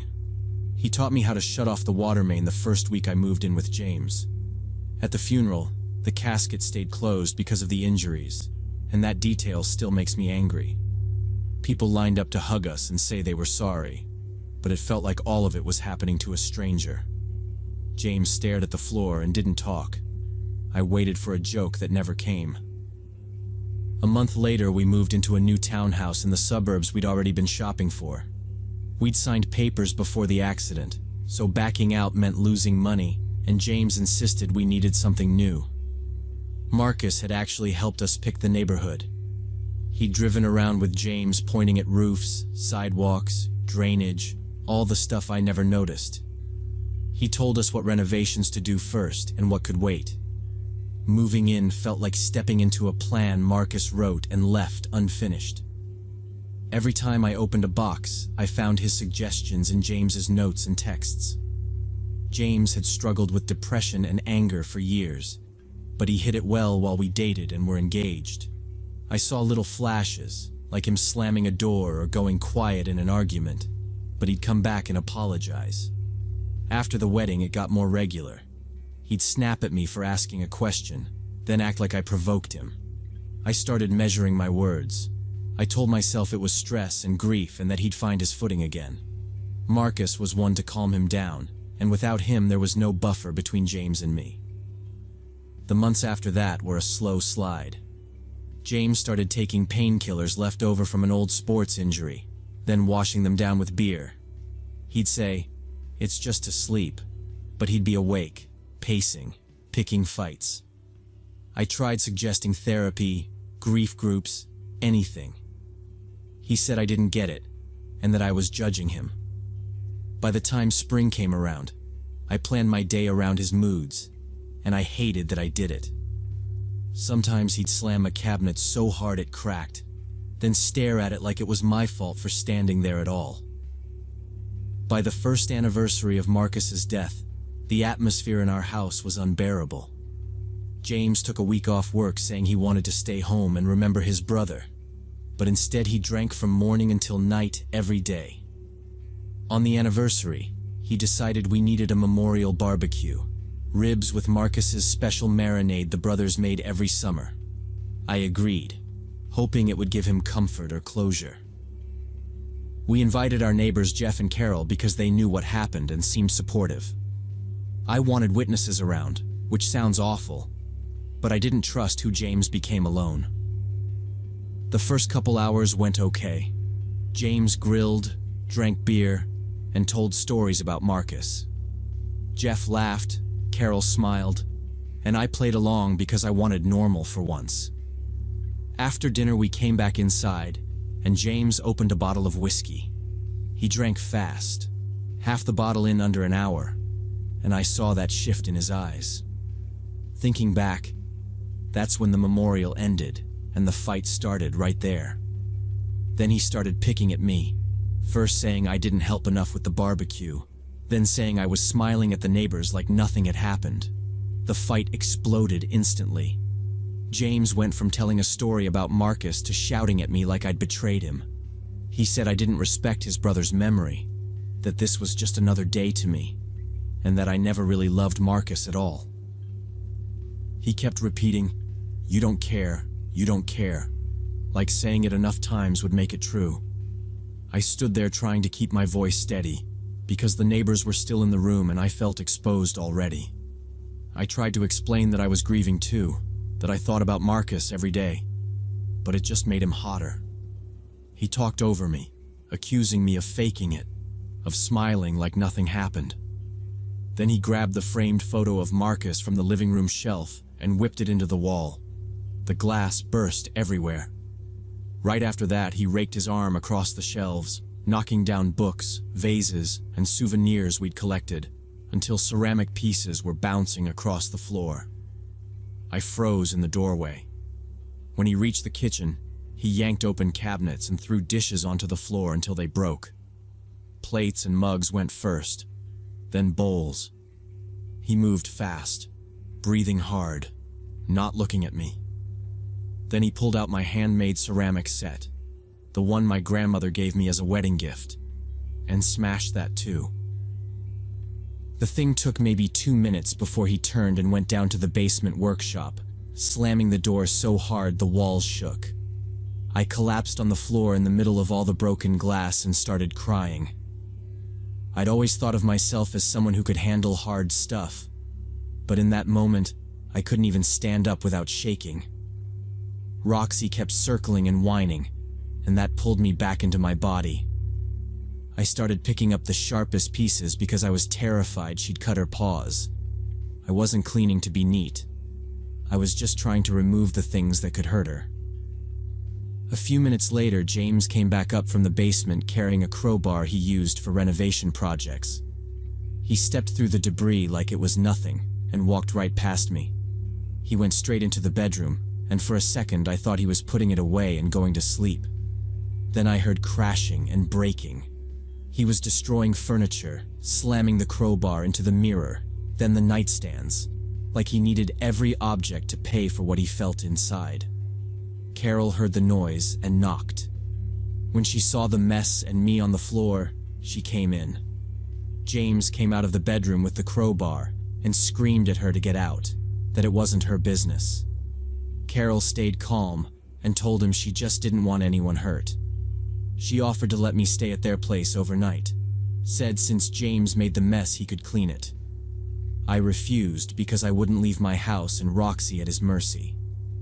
Carol left after that, and I sat there anyway, frozen, because moving felt risky, like it might set him off again. James paced, yelled, then broke down, sobbing Marcus's name into his hands. It went in loops. Rage, then tears, then rage again. I didn't argue, and I didn't try to comfort him, because both had gotten me hurt before. I held my shaking dog and watched the clock until the sky started to lighten, praying to make it to sunrise, and I didn't sleep for over 48 hours straight.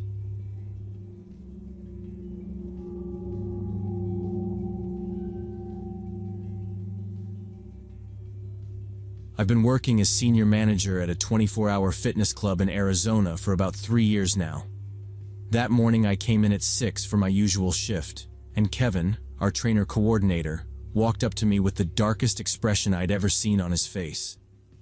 Kevin is usually the guy asking me if we can approve overtime, so when he looked like he'd just gotten bad news, I stopped what I was doing.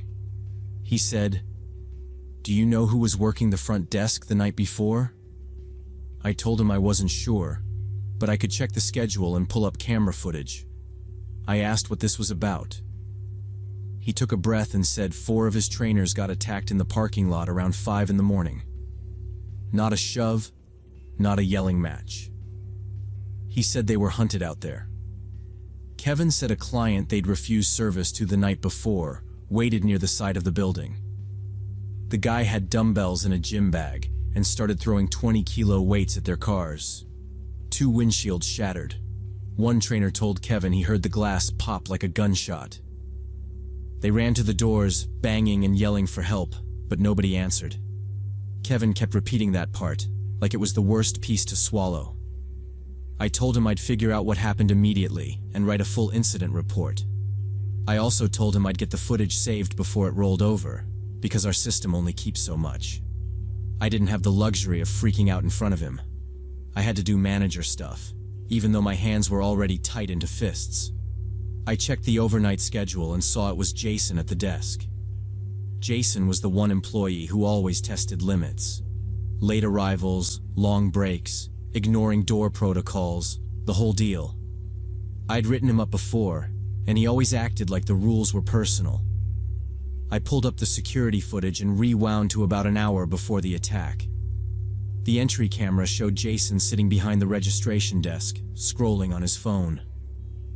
At 4:45, he stood up, looked around, and walked outside to smoke, leaving the desk completely empty. Night shift staff can't do that.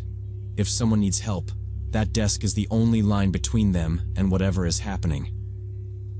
I switched to the parking lot camera, because I already knew the rest would be worse. 4 trainers came out together after finishing the closing cleanup. A big guy in a tracksuit stepped from around the corner and started yelling like he owned the place. One trainer tried to explain, waving his hands in that calm-down way people do when they're trying not to set someone off. The attacker reached into his bag, pulled out a dumbbell, and launched it straight at the nearest car. It went through the windshield and the glass exploded across the seats.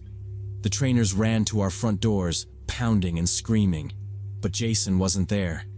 He was on the other side of the building with headphones on, smoking, and you could tell he couldn't hear a thing. The attacker grabbed another weight and smashed a second windshield. One of the guys shouted something to the others, like, "Forget it, just run," because they all sprinted to their cars. They peeled out fast while the psycho kept screaming and waving the dumbbell at them. A few minutes later, Jason wandered back from his smoke break, totally clueless. I sat there staring at the screen, realizing a door means nothing if nobody is listening inside. Watching that made me feel sick and furious at the same time. If they'd tripped, if the guy had hit someone instead of the glass, we'd be talking about a death, and my employee would still be outside vaping. I called my director immediately and told him everything I saw on the footage. He got quiet for a second. Then he said he was furious that Jason was on duty. He said Jason already had multiple written warnings for being late, leaving early, sleeping on shift, and this was the final straw. That evening the trainers came in for their shift, and I pulled them into the little office behind the front desk. I shut the door behind us. I didn't want members hearing this, and I didn't want them reliving it while someone was asking for a locker lock. Kevin sat with us, arms folded, jaw tight, like he was daring himself not to explode. Ethan did most of the talking. He's 22, a college student, and he's usually the calm one who jokes with the regulars. He said the attacker came in the night before, clearly drunk or high, demanding personal training right now. All 4 trainers were already booked, and 2 were mid-session, so they told him they'd schedule him for another time. He didn't like that. Ethan said the guy started cussing loud, pointing at each of them, saying they were disrespecting him on purpose. Then he threw out discrimination and kept repeating it, like it was a weapon. Ethan told him, "No, we're just full." And the guy stepped closer and said, "You think you're better than me?" Ethan said he kept his voice even and asked him to leave until he calmed down. The guy finally walked out, but he turned around twice, staring at their faces. One of the other trainers said it felt like he was taking a picture with his eyes. They didn't think he'd come back with weights, but they all remembered that look.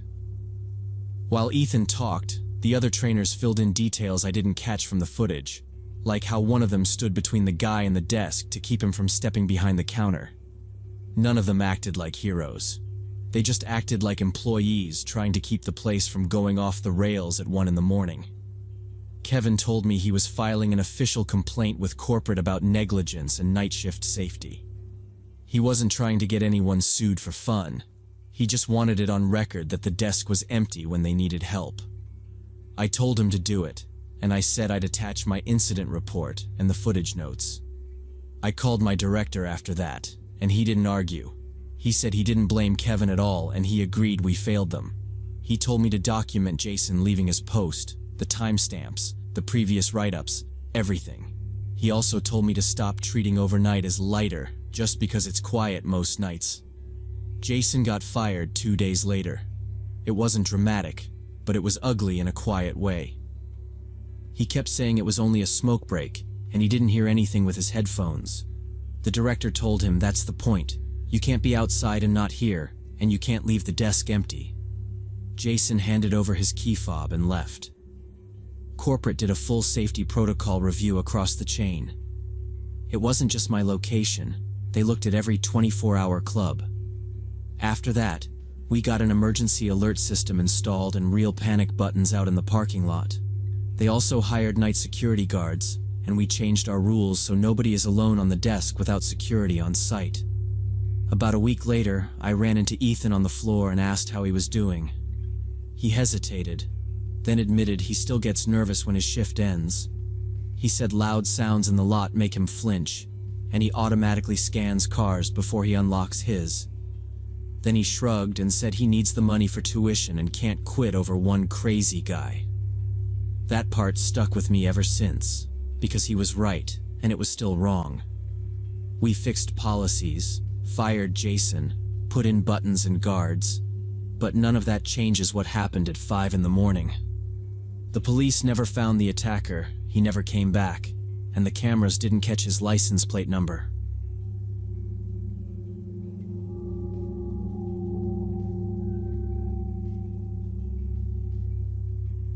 Last fall, when my second cousin Gerald died of a heart attack at 78, I barely remembered him.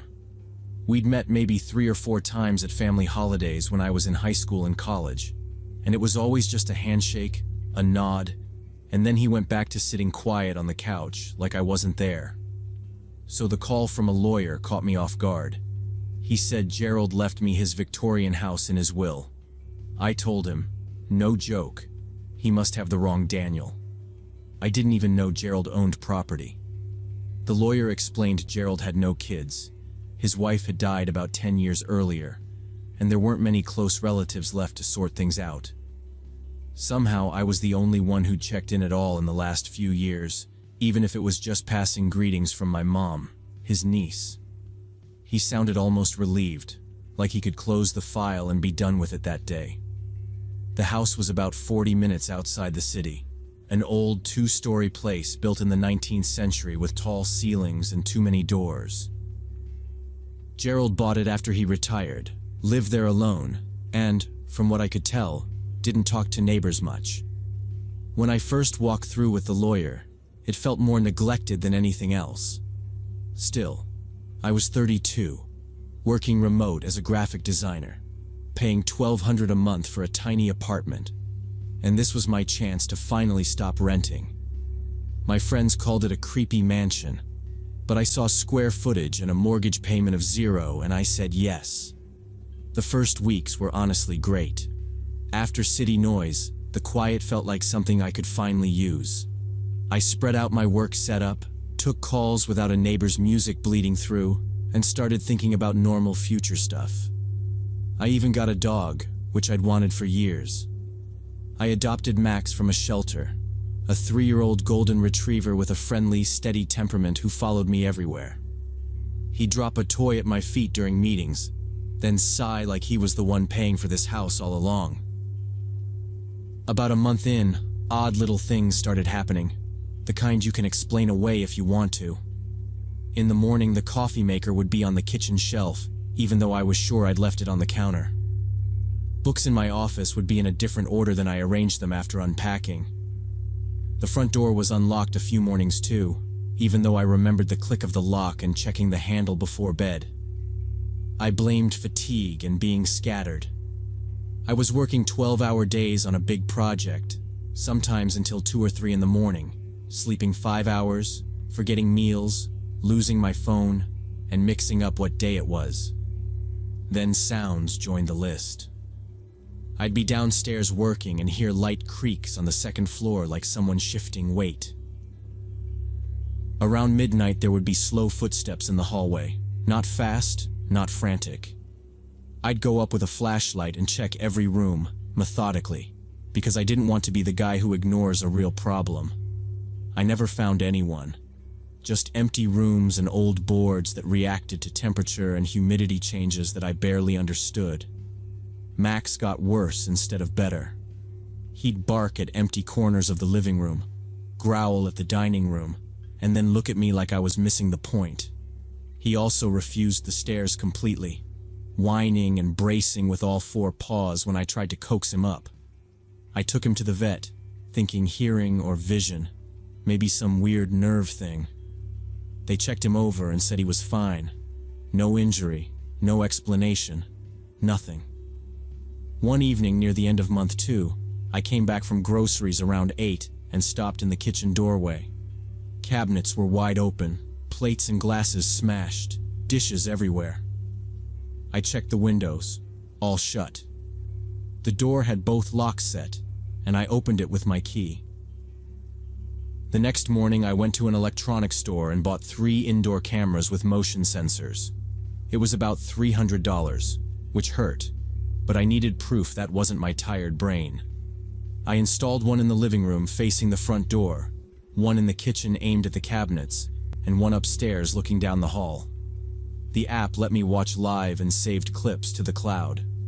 I tested each camera by walking past, waving, and tossing Max a toy so he'd move too. Then I set alerts to buzz my phone if anything moved. The first 3 nights were boring.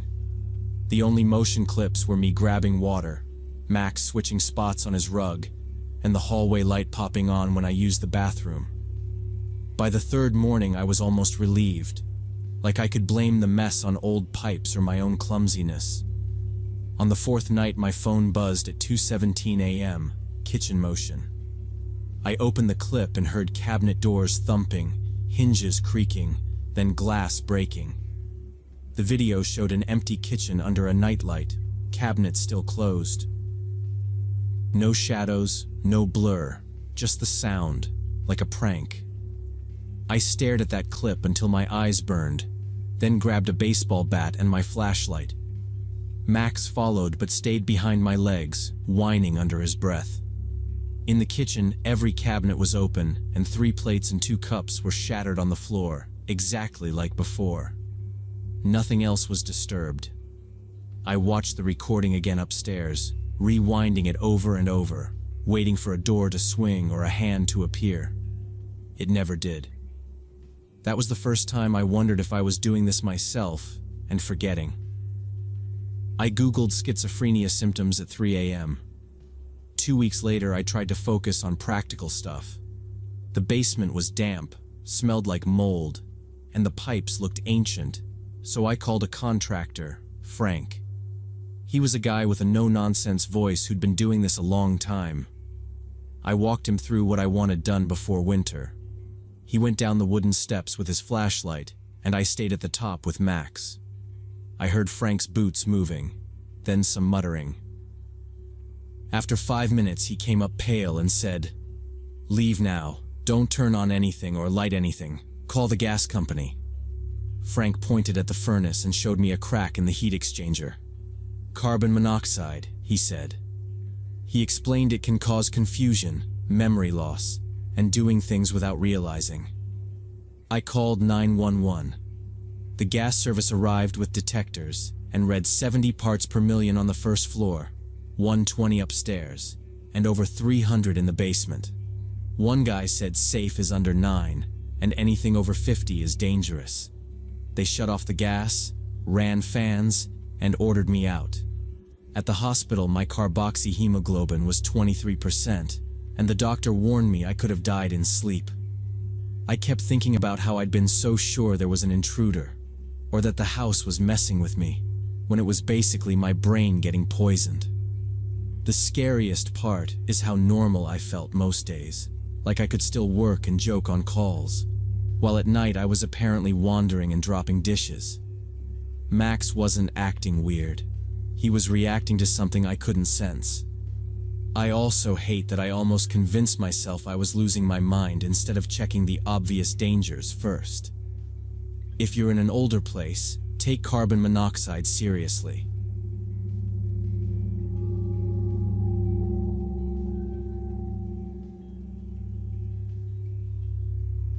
Back in October 2016, about a week after my 24th birthday, I was renting this small second-floor apartment in an old brick building downtown. I'm a programmer, was working for a local IT company, and I didn't buy into theories about neighbors spying through windows or listening through walls. That always sounded like paranoid nonsense. The building was from the 50s, 8 units total, with floors that creaked and windows that rattled in the wind. It was cheap and close to work. I'm also routine-driven. Same hook for my keys, same spot for my wallet, and I notice when stuff isn't where it should be. So when weird things started happening, I assumed it was me. At first, it was small. I'd go to leave and my car keys wouldn't be on the hook by the door. They'd be on the kitchen table instead. Or the bathroom door would be slightly open even though I remembered closing it. We were on a new project and I was tired, so I blamed stress. Then one morning I found the front door locked only on the main lock but not the latch. I was sure I'd done both the night before. The only explanation I immediately landed on was that I'd ordered pizza, and maybe I was rushing when I went downstairs to meet the delivery guy, and I didn't re-latch it properly. After that, I started noticing food disappearing faster than it should. A jar of peanut butter was empty after 3 days instead of the usual week. Half a loaf of bread vanished, even though I could swear I'd only eaten 2 toasts from it. I told myself I was snacking while working and not registering it. Sleep deprivation makes you do dumb stuff. I even joked with a coworker. I said, "I think I'm getting forgetful at 24." And he laughed and told me to get more sleep. I wanted that to be the answer. Then I got home from work and found my toothbrush wasn't in the cup on the shelf above the sink. It was lying sideways on the edge of the sink, and it was damp, like somebody had just used it. I'd brushed my teeth that morning, over 10 hours earlier, and I hadn't been home since. I just stood there staring at it, trying to force a normal explanation. That was when the "maybe I'm just tired" story fell apart. Someone had been in my apartment. Someone had used my things. I checked the windows, all locked. I checked the front door. The lock looked intact. No scratches, no bent frame, nothing obvious. That didn't help. It meant whoever it was didn't need to break in. The next day, I made myself act logical. Before leaving, I arranged things in ways I wouldn't accidentally change. I set a book on the table at a precise angle. I pushed a chair away from the table to a specific distance. I took photos on my phone so I couldn't argue with myself later. In the kitchen, I left a new package of cookies and drew a line on the packaging with a permanent marker to show the level. When I came back that evening, I checked everything against the photos. The book had been turned differently. The chair was pushed closer to the table, and 3 cookies were missing. I hadn't touched them, and the marker line confirmed it. My heart was pounding because there was no excuse left. Someone really was getting into my apartment while I was gone, like it was normal. I immediately ordered a hidden security camera from Amazon, but the delivery kept getting delayed. First they promised 3 days, then a week, then 2 weeks because of supplier problems. I kept refreshing the tracking page like that would help. Every night I'd walk in and look at the table first, like it was a test I didn't want. I didn't tell friends because it sounded insane, and I didn't want to accuse anyone without proof. So I went to work, came back, and checked the room like an audit, and all this time I lived knowing someone was entering my apartment. When the camera finally arrived, I put it on a shelf in the living room aimed at the front door and the edge of the kitchen. I turned on motion recording, checked that it worked, and left for work the next morning with this feeling in my chest. That evening I pulled up the footage on my laptop. About 90 minutes after I left, the door opened with a key. An older woman walked in wearing a robe and slippers. I recognized her immediately. Mrs. Olson from the 3rd floor, the quiet neighbor I'd exchanged hellos with for months. She didn't act like she was sneaking around. She went to my fridge, poured orange juice into one of my glasses, drank it, then opened the cookie pack and took 3. She sat on my couch and flipped through a magazine from my table for a few minutes, put it back slightly off, then walked toward the bathroom area that was out of frame. A minute later she came back out, left, and locked the door behind her with the same key. I called the landlord right away. "Someone has a key to my apartment," I told him. He tried the usual stuff about me forgetting things, so I said, "It's Mrs. Olson. I have video." That got him to take it seriously. He told me to come by in the morning. In his office, I showed him the clip. He looked shocked and started digging through his documents. He explained that Mrs. Olson had lived in the building for over 20 years, and before me, my unit was rented by her close friend, an elderly man who moved to a nursing home a year earlier. That man had given her a spare key. She was supposed to return it when he moved out, but she never did. The landlord admitted he hadn't checked and hadn't changed the locks when I moved in, even though I'd asked him to change them when I moved in. And he'd said it wasn't necessary at all. Mrs. Olson's adult kids contacted me that same day. They were embarrassed and worried, and honestly, I didn't blame them for panicking. They told me she had early-stage dementia after her husband died 2 years earlier.